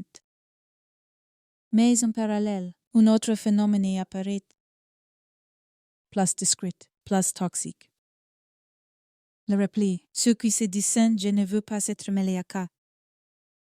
Ceux qui se taisent parce qu'ils ont peur de se tromper. Ceux qui se taisent parce qu'ils ont peur de dire vrai. Et on ne peut pas toujours distinguer les deux dans une disparition. Le silence des autres devient une énigme à lui seul. Les enquêteurs commencent à récupérer ce qu'ils peuvent récupérer. Les habitudes de Brianna, SES frequentations. Les tensions éventuelles, les endroits où elle est allée. Les personnes qu'elle connaissait, à d'acceptance. On a rarement une vie secrète sophistiquée, mais on a des zones d'ombre naturelles. Des conversations qu'on ne racontait pas à ses parents, des amitiés qu'on protégeait, des erreurs qu'on gardait pour soi. Le monde adulte adore transformer ces zones d'ombre en preuves de culpabilité de la victime. Parce que c'est plus confortable, mais en réalité, ces zones d'ombre n'expliquent pas une disparition. Elles ne font que multiplier les portes à ouvrir. La famille, elle se retrouvait prise dans une violence étrange. Devoir parler de Brianna comme d'un ensemble de faits, alors qu'elle n'est pas un ensemble de faits. Elle est une personne, importante. On leur demande des détails comme on demande des pièces d'identité. Décrive son dernier jour. Décrive son humeur. Décrive ses relations. Comme si la description allait remplacer la présence, c'est souvent là que naît une colère nouvelle. Une colère plus froide que la panique. Une colère qui s'adresse au monde entier. Comment se fait-il qu'un adolescente puisse disparaître sur un trajet de quelques minutes et que, malgré tout, il ne reste qu'une voiture contre un bâtiment? Comment se fait-il que la réalité puisse être aussi silencieuse? Cette colère, les proches la sentent dans leur corps. Elle les garde debout, mais elle les épuise. Elle crie des nuits sans sommeil, des conversations qui tournent en rond. Des disputes qui ne sont pas vraiment parce qu'au fond tout le monde cherche la même chose, une fissure dans le mur. Et la fissure, parfois, semble être l'idée que la voiture n'était pas censée être un mystère, parce que si quelqu'un a voulu la placer là. Alors il a voulu qu'on la trouve, il a voulu déclencher quelque chose. Mais pas trop, un signal. Un détour de l'attention. C'est une stratégie si simple qu'elle fait pour laisser la voiture visible pour que le monde s'arrête sous le décor, pendant que la vérité est déjà ailleurs. À ce stade, Les rumeurs deviennent inévitables. Elles circulent parce que les gens ont besoin de combler le vide. On chuchote des noms. On parle de milieux qu'on soupçonne, de routes qu'on évite, de gens qu'on observe désormais avec une méfiance nouvelle dans une petite région. Cette méfiance se propage comme une froide. Elle s'installe dans les stations-service, dans les magasins, dans les bars. On se demande qui sait quoi, on se demande qui est capable de quoi. Et c'est là que le drame devient collectif, même ceux qui n'aiment pas Brianna. Même ceux qui ne la connaissaient pas commencent à comprendre que l'histoire parle d'eux aussi. Parce qu'une disparition comme celle-ci n'est pas seulement un fait le manque, elle dit le monde peut se dérober sous tes pieds sans prévenir. Les enquêteurs reconstituent autant qu'ils le peuvent. Les minutes perdues, ils cherchent des véhicules vus dans le secteur, des témoignages, des bruits. Mais le problème, c'est que les nuits de campagne n'offrent pas la même densité d'yeux qu'une ville. Et cette rareté, paradoxalement, facilite certaines choses, on ne le dit pas souvent. Mais la solitude est un complice involontaire, moins il y a de témoins. Plus il est facile de faire disparaître une scène. Et quand une scène manque, la seule chose qui reste est l'interprétation. Or l'interprétation est un terrain glissant. Elle peut mener à une vérité, ou à une obsession. La famille se met à relire la vie de Brianna comme si elle contenait un code. Chaque dispute devient un signe. Chaque changement d'humeur devient une piste. Chaque détail raconté par un ami devient une épice. Mais parfois, la vie n'a pas de code. Parfois, la vie est une suite de jours. Et la catastrophe est tombée sur l'un d'eux sans logique. Et accepter cela est presque impossible. Parce que c'est que sans logique. Alors on ne peut pas se protéger. Alors on cherche la logique ailleurs, dans les humains. Dans cette période, l'affaire prend une autre dimension. Celle de la presse. Celui où des gens disent j'ai peut-être vu quelque chose. Des gens qui n'étaient pas sûrs, des gens qui ont mis du temps à parler. Des gens qui, soudain, se souviennent d'un détail qu'ils avaient rangé dans la catégorie du banal. Un véhicule arrête. Des phares au mauvais endroit, une silhouette. Un bruit, c'est peut-être une torture pour la famille. Parce qu'il est à la fois trop peu et trop beaucoup. Trop peu pour être une preuve. Trop beaucoup pour être ignoré. Et chaque peut-être devient une scène rejouée dans le cerveau. Et si, à ce moment-là, quelqu'un avait appelé, et si. À ce moment-là, quelqu'un avait ouvert sa fenêtre. Et si, à ce moment-là, quelqu'un avait suivi la voiture. L'enfer des disparitions. C'est l'archive de si, au fil des semaines. Le dossier commence à ressembler à un roman sans auteur, des fragments. Des personnages, des angles morts. La voiture reste la page la plus frappante, l'image qu'on brandit. Mais au-dessous, les pages manquantes. Et quand les pages manquent, le public invente.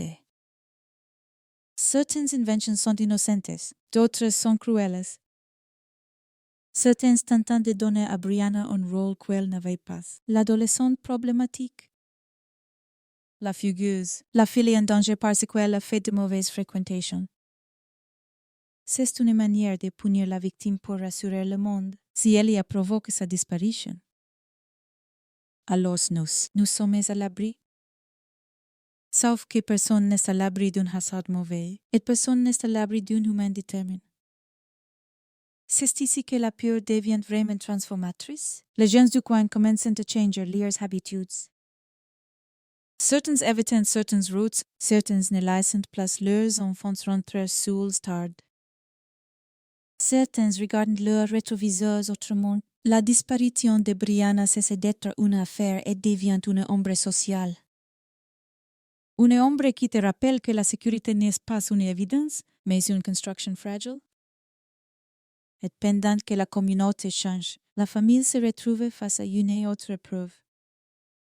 L'usure de l'attention. Les premières semaines, le monde regarde.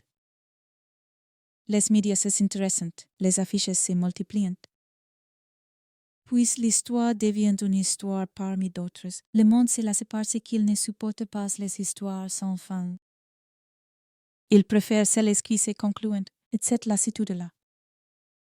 Pour une famille, n'est pas neutre. Elle ressemble à une abandon, alors les proches s'accrochent encore plus. Ils répètent, ils relancent.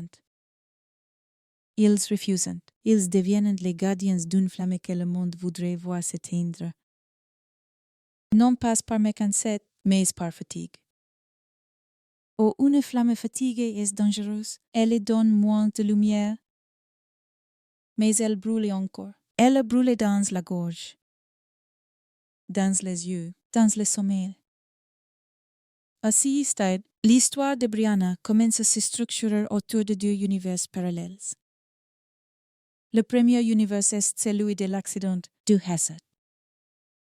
Du scénario malheureux. Ce scénario suppose une suite où Brianna, d'une manière ou d'une autre, n'a pas pour revenir. Mais il se heurte à l'image de la voiture, à cette impression d'arrangement, à cette sensation d'intention. Le second univers est celui de l'acte humain. Celui où quelqu'un profite d'un moment, un prédateur, un opportuniste, quelqu'un de passage ou quelqu'un de coin. Et ce second univers a une conséquence terrible. Il implique que la vérité se trouve dans une bouche humaine. Que quelqu'un sait, que quelqu'un ment, que quelqu'un se tait. Et si quelqu'un se tait, alors la disparition n'est plus seulement une tragédie, elle devient une injustice active.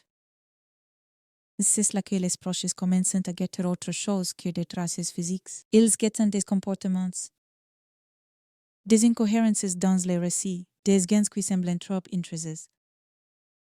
Ou trop indifferents dans un petit milieu? Tout le monde observe tout le monde. La disparition transforme cette observation en surveillance. Et la surveillance, même quand elle est motivée par l'amour, peut devenir un poison. Elle fait naître des soupçons, des tensions, des fractures, des amitiés s'étendant, des conversations se brisant. Parce que chacun a peur d'être le prochain et chacun a peur d'être accusé. La peur, ici, ne se contente pas de manquer une famille. Elle commence à ronger un tissu social. Et pourtant, au milieu de cette tension, une chose reste stable. L'image de Brianna. Le sourire sur les photos. L'âge qui ne bouge pas. D'acceptance, toujours d'acceptance. Pendant que le monde vieillit, elle est restée figée à l'entrée de sa vie adulte. Cette fixité est une croûte supplémentaire. Elle rend les temps tangibles. Elle rend les années visibles. Elle rend chaque anniversaire un choc. La famille vit alors une contradiction insoutenable. Continuer à s'espérer. Parce que l'espoir est la seule chose qui te maintient debout. Mais apprendre à survivre. Parce que la vie ne s'arrête pas. Même quand tu voudrais qu'elle s'arrête pour attendre. Dans cette contradiction, l'affaire prend un rythme de marée. Il y a des moments où une piste, un appel, un signalement révèle tout. Le cœur repart, les mains tremblantes. Puis la piste se dissout et le monde retombe. Et chaque retombée est une chute, pas une chute spectaculaire. Une chute intérieure, silencieuse. Où tu te dis que tu ne peux pas continuer à tomber comme ça indéfiniment. Et tu, pourtant, tu continues. C'est au cœur de cette période que la voiture rangée prend sa pleine puissance symbolique. Elle n'est plus seulement une preuve matérielle, elle devient une métaphore atroce. Quelqu'un arrange un objet, mais une personne. Elle n'est pas rangée. Elle est effacée, et l'effacement exige une force, une intention, une action. Alors la question centrale se durcit, se fait plus dangereuse. Parce qu'elle ne peut plus être traitée comme une simple curiosité de faits divers, quest qui. Exactement. Ça se passe dans 6 minutes entre la sortie du restaurant et la route 118. Qui a croisé Brianna, qui a eu accès à elle. Qui a eu le temps et le calme de transformer une voiture en décor, et surtout. Pourquoi la essai un décor si frappant, si l'on voulait disparaître? La réponse possible est la plus claquante de toutes. Parce qu'un décor attire les regards au bon endroit et détourne les regards du mauvais. Parce qu'un décor fait parler, parce qu'un décor construit une histoire alternative. Parce qu'un décor donne au monde quelque chose à regarder pendant que la vérité s'éloigne, et à partir de là. Le récit n'est plus seulement une recherche dans les paysages, il devient une recherche dans les silences humains, dans les secrets, dans les loyautés tordues, dans les peurs, parce qu'une disparition qui laisse un décor. C'est une disparition qui suggère un auteur, et quand tu commences à croire qu'il y a un auteur, tu comprends que le plus dur ne sera pas de retrouver une trace dans la terre, mais de faire craquer un jour la bouche de celui qui a décidé que Brianna pouvait disparaître, alors que sa voiture, elle, devait rester pour raconter une histoire à sa place. La rumeur la plus dangereuse n'est pas celle qui accuse, c'est celle qui explique trop bien. Parce qu'une fois qu'une explication colle, même sans preuve. Les gens se détendent, ils respirent. Ils rangent l'histoire dans une boîte mentale. C'était cas.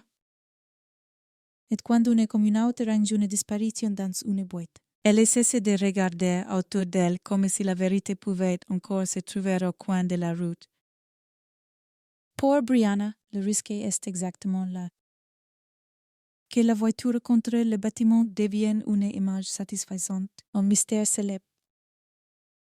Une photo qu'on partage, puisqu'on oublie pendant que la personne, elle est restée absente. Sans fin. Les semaines passant de l'affaire se durcissent.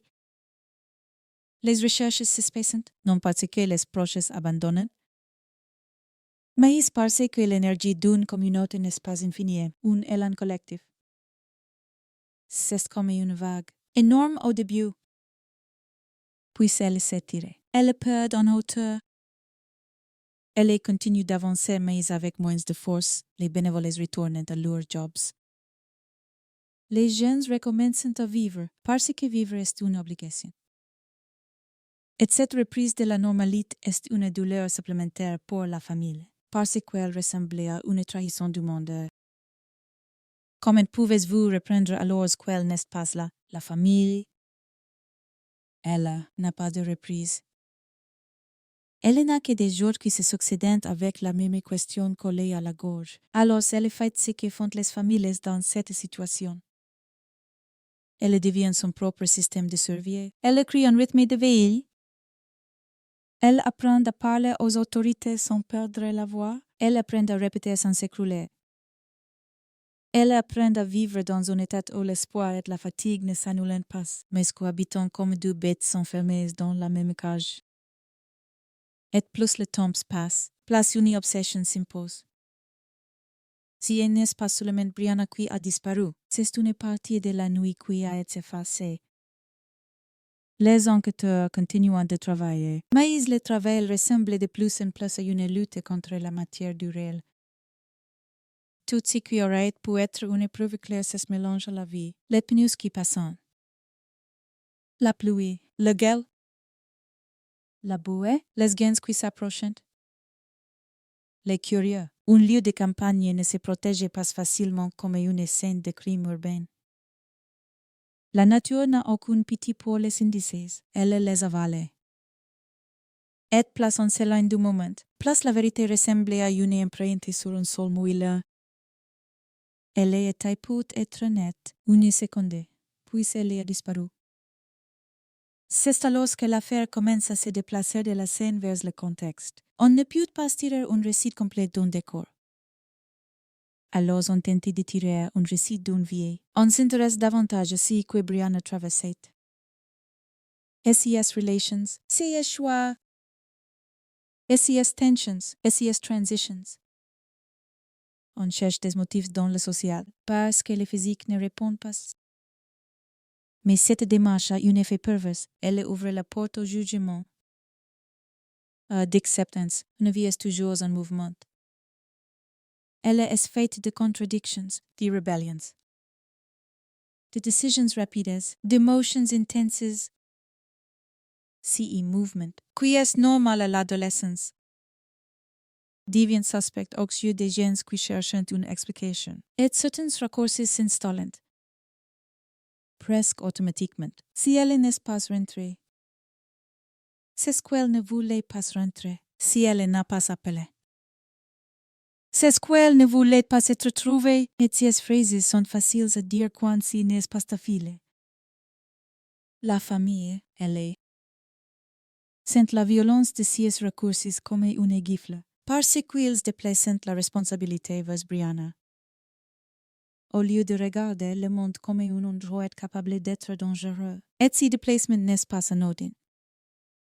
Il change la manière dont les autres se mobilisent. Il change la manière dont on parle d'elle. Il change la manière dont on la cherche. Alors les proches insistent sur des détails concrets. Non pas pour prouver une personnalité parfaite, mais pour rappeler une vérité simple. Brianna n'est pas une théorie. Brianna est une personne. Une personne qui avait un corps, des habitudes, des projets, une présence dans la vie des autres. Une personne qui, si elle avait voulu partir, aurait probablement la liste stressée de départ, pas une voiture rangée comme un décor. Mais le monde aime les scénarios qui évitent d'accuser un prédateur, les scénarios psychologiques rassurants. Parce qu'ils donnent l'impression que l'histoire se ferme sans menacer ta propre sécurité, si c'est une fugue. Tu peux continuer à croire que les routes sont neutres, si c'est un accident. Tu peux croire que la tragédie est rare et impersonnelle, si c'est un acte humain. Alors tu dois regarder tes voisins, tes habitudes, tes nuits et te demander. Et si est contagieux. À mesure que les mois avancent, une autre réalité se révèle. Une communauté rurale n'est pas un désert, elle a ses circuits. C'est un endroit où les gens se retrouvent, ses secrets. Et ses tensions. Tout le monde n'est pas forcément violent. Mais tout le monde sait quelque chose sur quelqu'un, et dans une disparition.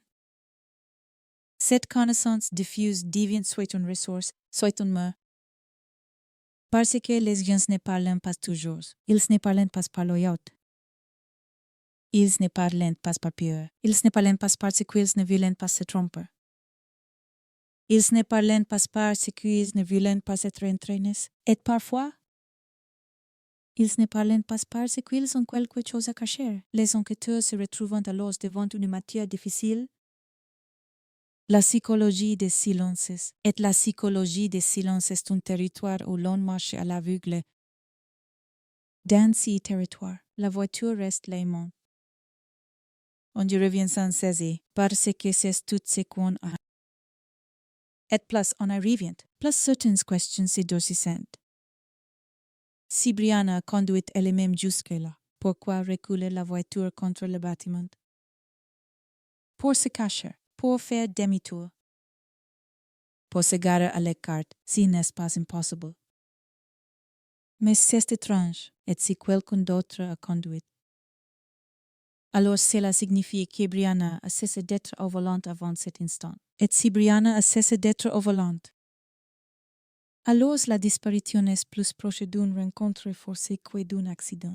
La scène devient alors une sorte de carrefour invisible. Un endroit où deux histoires peuvent se superposer. L'histoire de la voiture et l'histoire de Brianna. L'une est figée. L'autre a disparu dans l'air et le plus dérangeant.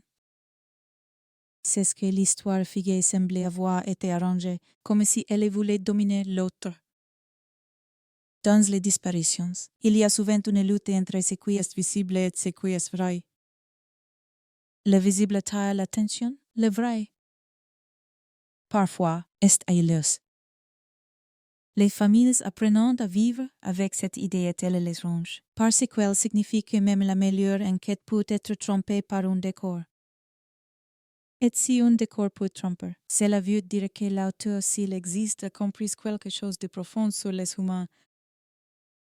Nous regardons ce qu'on nous montre. Nous suivons la flèche du spectaculaire. Nous nous arrêtons sur l'image, et pendant que nous contemplons l'image, la réalité s'éloigne, les proches. Ils ne contemplent pas. Ils traquent des incohérences. Des petites fiches, ils interrogent encore. Ils parlent à des gens, ils reviennent sur des souvenirs. Ils reprennent des détails qui, pour un autre, sembleraient insignifiants, un comportement étrange d'un voisin. Une phrase dite trop vite, un souvenir mal range. Ils apprennent à lire le monde comme une surface où la vérité laisse parfois des micro-rayures, mais lire le monde comme qu'à un prix. Cela les rend incapables de reposer. Une disparition transforme ton esprit en détecteur de mensonges.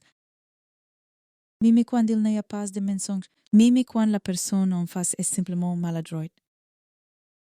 Et c'est là que le drame devient un transformateur au sens le plus cruel. Tu deviens quelqu'un qui doute par réflexe. Pendency temps. La vie de Brianna dans le discours public devient de plus en plus un contexte. On parle de sonnage, DSS frequentations, de ces disputes éventuelles, comme si l'explication devait se trouver dans son caractère. Et non dans l'acte qui l'a effacé. Cela arrive souvent dans les disparitions de jeunes femmes.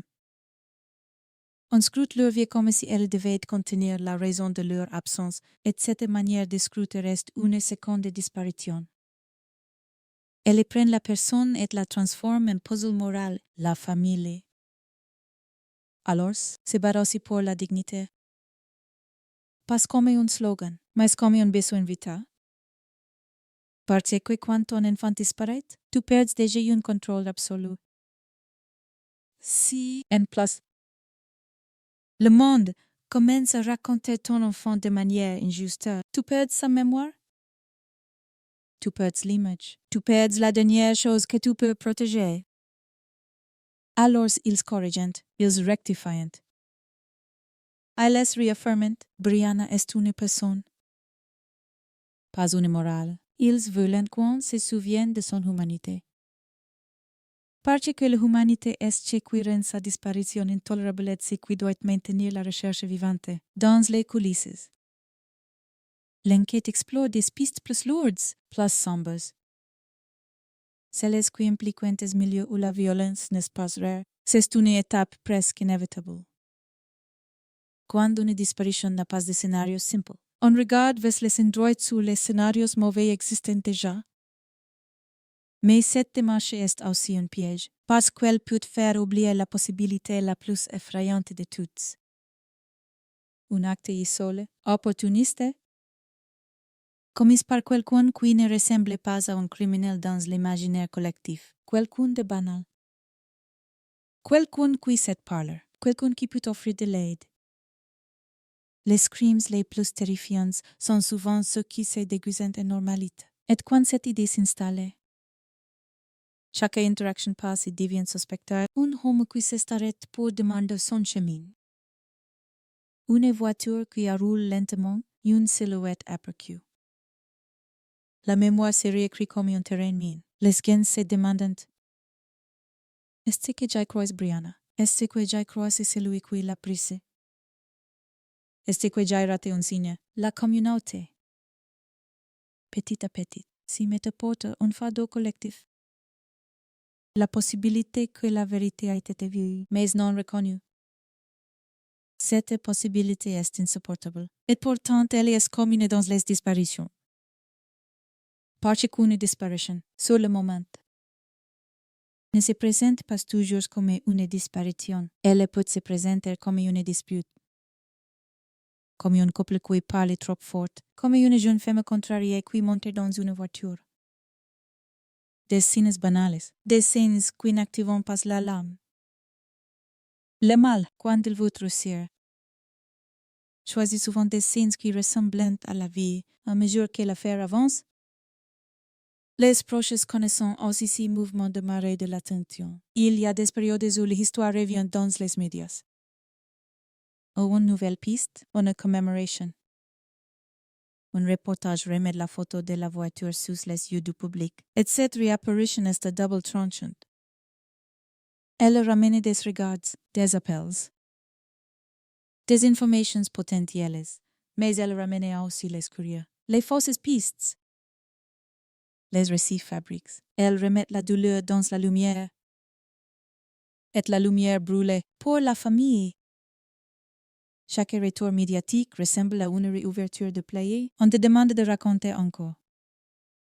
On te demande de revivre encore. On te demande de porter ta propre tragédie comme un objet de communication. Parce que c'est le prix pour maintenir l'affaire vivante, et c'est là que l'histoire devient vraiment cruelle. Pour espérer retrouver ta fille, tu dois parfois la transformer en image publique. Mais tu le fais, parce que l'alternative espérée. Le silence. Le silence. Dans ce genre d'affaires, n'est-ce pas neutre? Le silence est un cimetière sans corps, et puis, au milieu de cette fatigue, il arrive parfois quelque chose qui change la température de la pièce. Une information qui n'est pas seulement intéressante, mais troublante. Un détail qui ne s'insère pas dans les scénarios faciles. Un appel. Un témoignage. Une phrase. Dans l'affaire de Brianna, ce sont souvent ces micro-événements qui maintiennent la famille debout. L'idée qu'une fissure existe, même minuscule. Dans le meurtre, le problème. C'est que ces fissures ne sont jamais assez larges pour passer. Elles laissent entrer la lumière. Mais c'est pas la solution. Alors la famille prend une forme d'endurance qui ressemblait à de la folie pour ceux qui ne l'ont pas vécu. Continuer à croire sans preuve. Continuer à chercher sans résultat. Continuer à répéter le nom de Brianna dans un monde de qui, spontanément. Préfère les histoires finissent et cette endurance transforme. Oui, elle transforme la manière dont on voit le temps. Les familles de disparus ne voient pas les années comme les autres. Elles les voient comme des couches d'absence. Chaque année est une accumulation. Chaque anniversaire est un choc. Chaque saison qui revient sans elle est un rappel que le monde continue, indifferent. Alors que la vie de Brianna est restée figée à d'acceptance, à l'intérieur de cette endurance, une question devient plus dangereuse parce qu'elle se tourne non plus seulement vers l'extérieur, mais vers l'intérieur et c'est quel qu'on de coin ça va être. Et si la vérité n'était pas un mystère lointain, mais une chose enterrée dans une conversation, dans un secret de famille, dans une loyauté tordue. Cette question est terrible parce qu'elle attaque la confiance. Elle te dit que le danger pourrait ne pas venir de l'étranger, mais du familier. Et une communauté rurale vit beaucoup sur le familier, sur la reconnaissance. Sur les je connais, si les je connais deviennent je ne sais plus que je connais. Tous les tissus sociaux se fissurent. On commence alors à voir des fractures. Des gains qui s'évitent, des accusations implicites. Des discussions qui s'arrêtent quand quelqu'un entre dans une pièce. Le drame ne se contente pas de voler Brianna. Il volait aussi la tranquillité d'un lieu. Il installait une suspicion diffuse. Comme une brume, et cette brume. Parfois, est exactement ce que vaut un auteur. Une confusion où personne ne peut viser juste, à force de brume. La vérité devient une cible mouvante, les enquêteurs. Ils ont besoin de quelque chose de solide. Un fait, un objet. Une trace, une incohérence verifiable. Parce que sans solidité, tout se réduit à des hypothèses. et une hypothèse ne met pas quelqu'un en face de ses responsabilités, alors ils reviennent encore et encore à ce que la scène peut dire techniquement. Le véhicule, les dommages. L'angle, est-il compatible avec une conduite normale? Avec une glissade, avec une marche arrière volontaire. Avec une manœuvre effectuée par quelqu'un de calme, les questions semblent froides. Mais elles sont vitales, parce que la froideur est parfois la seule manière de lutter contre le chaos. Sauf que la froideur ne rend pas Brianna, et dans ce paradoxe. La famille avance comme on avance dans une forêt la nuit, on passe. Une respiration, on passe. Elle tient grâce à des choses minuscules, un souvenir. Une photo, une phrase. Elle tient aussi grâce à une conviction qui, avec le temps, prend de la densité. La voiture n'est pas seulement un accident. Elle est un signe. Elle est déplacée là comme une porte fermée. Et derrière cette porte, quelqu'un a importé la seule chose que tout le monde veut retrouver. À ce stade, l'affaire commence à produire sa pure la plus pure. Celle de l'invisibilité organisée, l'idée qu'on peut effacer une personne sans laisser de sang. Sans laisser de signe, sans laisser de bruit. Qu'on peut effacer quelqu'un et laisser à la place un décor, une image. Un mystère pour que le monde s'occupe du mystère au lieu de retrouver l'être humain. Cette idée change le regard sur tout. Elle change le regard sur la route, sur les bâtiments abandonnés, sur les voitures stationnées au mauvais endroit, sur la nuit. Et elle prépare la prochaine bascule, celle qui fait le plus mal. Quand les années passent, que les signalements apparaissent puis se dissolvent, que des pistes prometteuses s'ébrisent, et que, malgré tout, la question ne meurt pas, elle se transforme en obsession collective. Une histoire qui refuse de vieillir, parce que l'affaire Brianna Maitland n'est pas seulement celle d'une adolescente disparue. C'est celle d'une disparition qui laisse une mise en scène, est une mise en scène. Qu'elle soit volontaire ou accidentelle, te donne l'impression qu'un esprit est passé par là. Or, si un esprit est passé par là, alors quelque part, il existe une vérité qui n'a pas été dite. Et tant que cette vérité n'est pas dite, la voiture contre le bâtiment reste ce qu'elle a toujours été. Un point fixe au milieu d'un monde qui fuit, un décor qui te fixe comme une huile. Est une question qui ne cesse de se durcir avec le temps, jusqu'à devenir une menace pour ceux qui savent. La première fois qu'un inconnu appelle. Tu crois que ton cœur va sortir de ta poitrine, si n'est pas une image, si n'est pas une métaphore. C'est une réaction physique. Brutale, primitive. Parce que dans une disparition, le téléphone n'est pas un objet. C'est une porte, et chaque fois qu'il sonne, tu imagines qu'elle s'ouvre enfin. Tu imagines une voix qui dit le prénom de Brianna comme on prononce une libération. Tu imagines un détail décisif, une plaque d'immatriculation. Un lieu, un nom. Quelque chose qui transforme l'histoire en trajectoire, mais bien souvent. La porte s'entr'ouvre du vide. L'inconnu a peut-être vu quelque chose. Il a peut-être entendu parler. Il a peut-être reconnu. Les mots glissants, hésitants. Se contradisant, et quand l'appel se termine, tu restes avec cette sensation d'avoir touché la vérité du bout des doigts, sans l'attraper. Tu reposes le téléphone comme on reposerait un objet brûlant. Tu te dis que tu ne peux pas vivre comme ça, que ton corps ne peut pas survivre à cette répétition. À cette montée, à cette chute. Et pourtant tu sais déjà que tu vas le revivre, parce que la disparition ne te laisse pas de choix. Au fil des mois, puis des années, l'affaire de Brianna devient une chose étrange, un drame intime qui s'est transformé en récit public. La photo de la voiture rangée contre les bâtiments circulaires revient. S'imprime dans des esprits qui ne connaissent pas son rire, pas sa manière de marcher.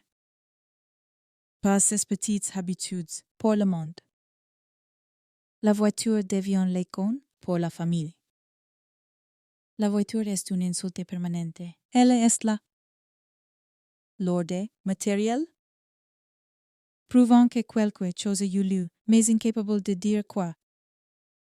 Et c'est là que commence la 5e étape de l'histoire, quand l'icône attire autant de regards qu'elle attire de parasites. Parce que les histoires célèbres attirent deux types de personnes, celles qui veulent être et celles qui veulent exister à l'intérieur du drame. Les premières sont précieuses. Les secondes sont dangereuses, elles inventent. Elles brodent, elles se donnent un rôle. Elles appellent en disant qu'elles savent, qu'elles ont vu, qu'elles ont entendu, qu'elles ont un ami qui. Elles ajoutent du bruit à une douleur déjà insupportable. Le bruit d'un si dossier n'est pas un détail, le bruit est un adversaire. Chaque fausse piste épuise, chaque récit embellit grignote une ressource invisible. La capacité de la famille à croire encore, parce que croire.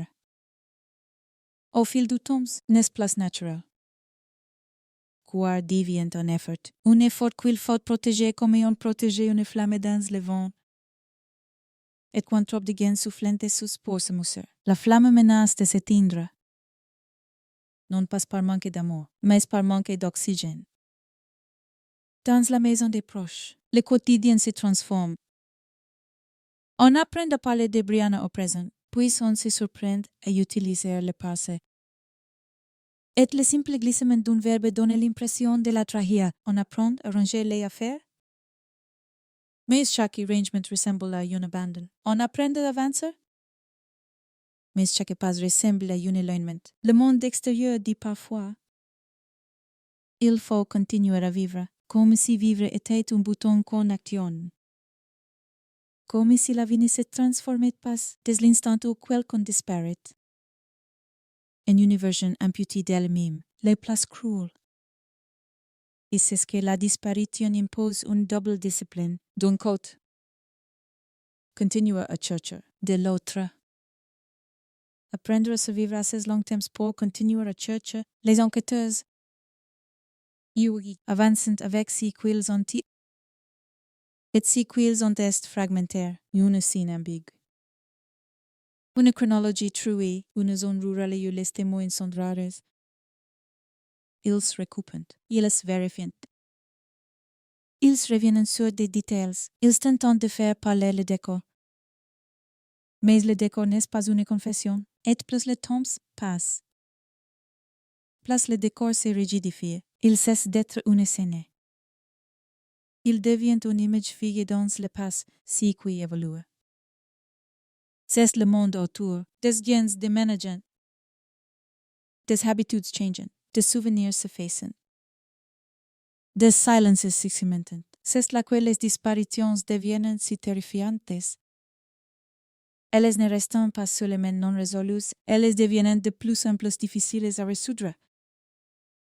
Et pourtant, paradoxalement, elles laissent parfois surgir des moments de vérité tardives, pas toujours une vérité complète. Parfois seulement une fissure, un nom qui ressort, une peur qui se relâche, une dispute qui éclate. Des années après, et de quelqu'un laisse échapper une phrase de trop.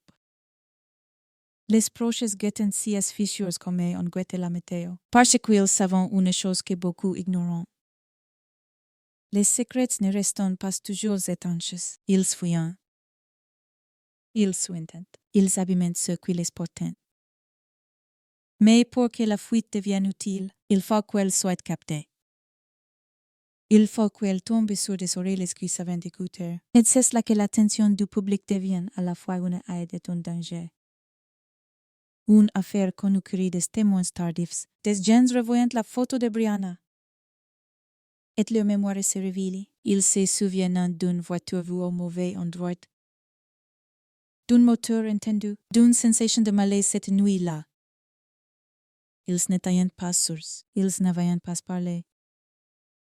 Ils s'étaient dit que ne les concernait pas, et maintenant, qu'à les concerne, le passé les rattrape.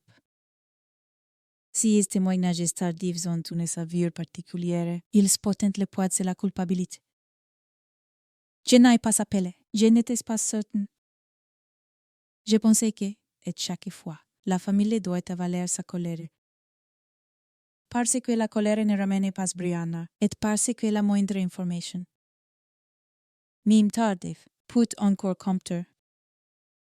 C'est une humiliation supplémentaire, apprendre à remercier des gens pour des regrets. Mais parfois, au milieu du bruit, il y a une phrase qui coupe, une phrase simple. Trop simple pour être inventée, une phrase qui ne cherche pas à impressionner. Un détail qui n'a pas l'air dramatiquement utile, mais qui sonne vrai. Comme une odeur, comme une texture. Et quand un détail sonne vrai, tout le corps des proches réagit. Le temps se contracte, la nuit de mars revient dans la pièce. La route 118 s'y matérialise, la voiture apparaît. Et Brianna, dans l'esprit, redevient une silhouette vivante, en mouvement. Comme si on allait enfin la rattraper. Ces moments la sont des drogues. Ils te donnent l'impression d'être proche, puis, souvent, ils se dissolvent. La police vérifie, on compare. On regarde les horaires, on recoupe les distances. On finit par conclure que ne suffit pas. Que n'est pas corroboré.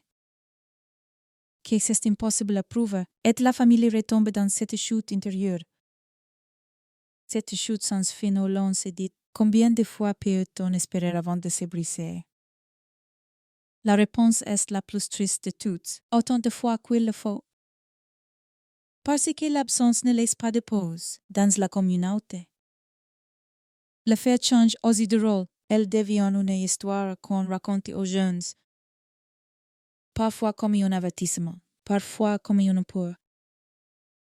Ne prends pas cette route, ne t'arrête pas. Ne fais pas confiance. Brianna devient un symbole de prudence. Et si c'est une autre violence, parce qu'elle n'a pas choisi de devenir un symbole. Mais le symbole révèle quelque chose de profond. La disparition contamine le sentiment de sécurité. Elle approuve que même un trajet minuscule peut être une frontière entre une vie normale et un gouffre. Et plus cette peur s'installe. Place le monde chercher à la dompter en inventant une explication. Les humains détestent les histoires ouvertes. Ils préfèrent un monstre identifiable et une vie incomprehensible, alors certains noms tournent. Certains suspects deviennent des évidences dans les conversations, même sans prouver.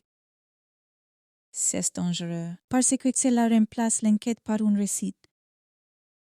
Et un récit peut être rassurant tout en étant faux. La famille le sait. Elle sent la différence entre justice et confort. Alors elle se méfie des conclusions trop propres.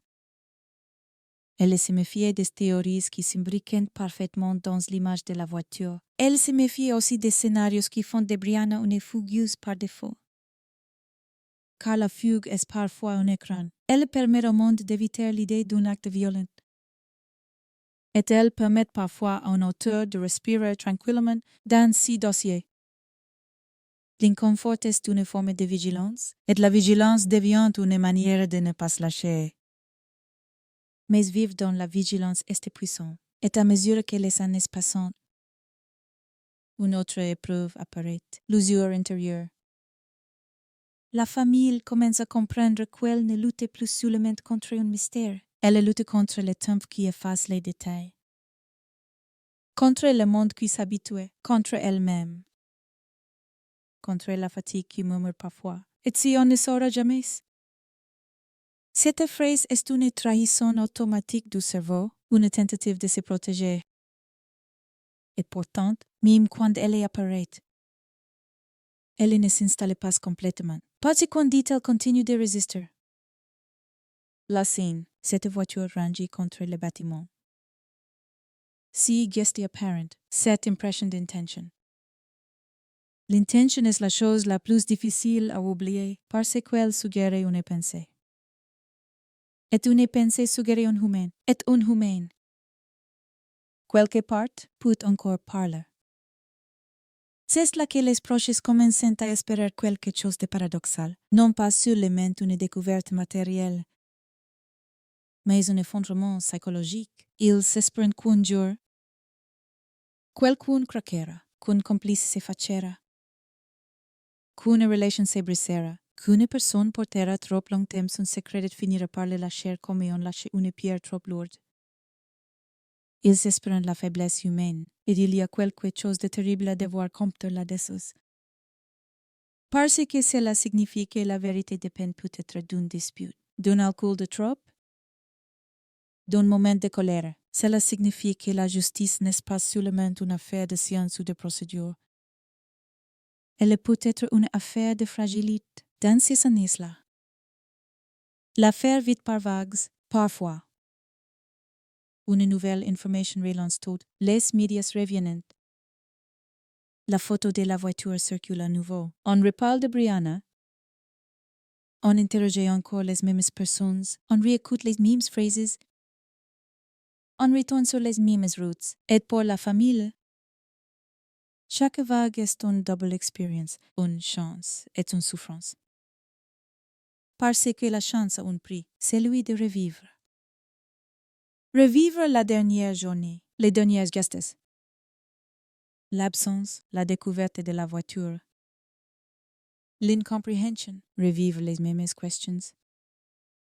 Les mêmes théories, les mêmes regards des gens qui te regardent comme un personnage de tragédie. Et, au cœur de tout cela, revivre une vérité insupportable, pendant que le monde parlait. Brianna ne revient pas, si contraste finit par faire naître une colère plus profonde. Plus structure et une colère qui ne crie plus. Une colère qui s'organise, elle se transforme en obstination. En stratégie, les proches s'apprennent à garder l'affaire visible, à rappeler le nom, à maintenir l'image. Ils savent que la mémoire collective est une ressource, et ils savent aussi que l'oubli est le meilleur allié de notre. Alors ils refusent l'oubli, mais refusent l'oubli. C'est aussi accepter une forme de vie mutilée, une vie où l'on ne ferme jamais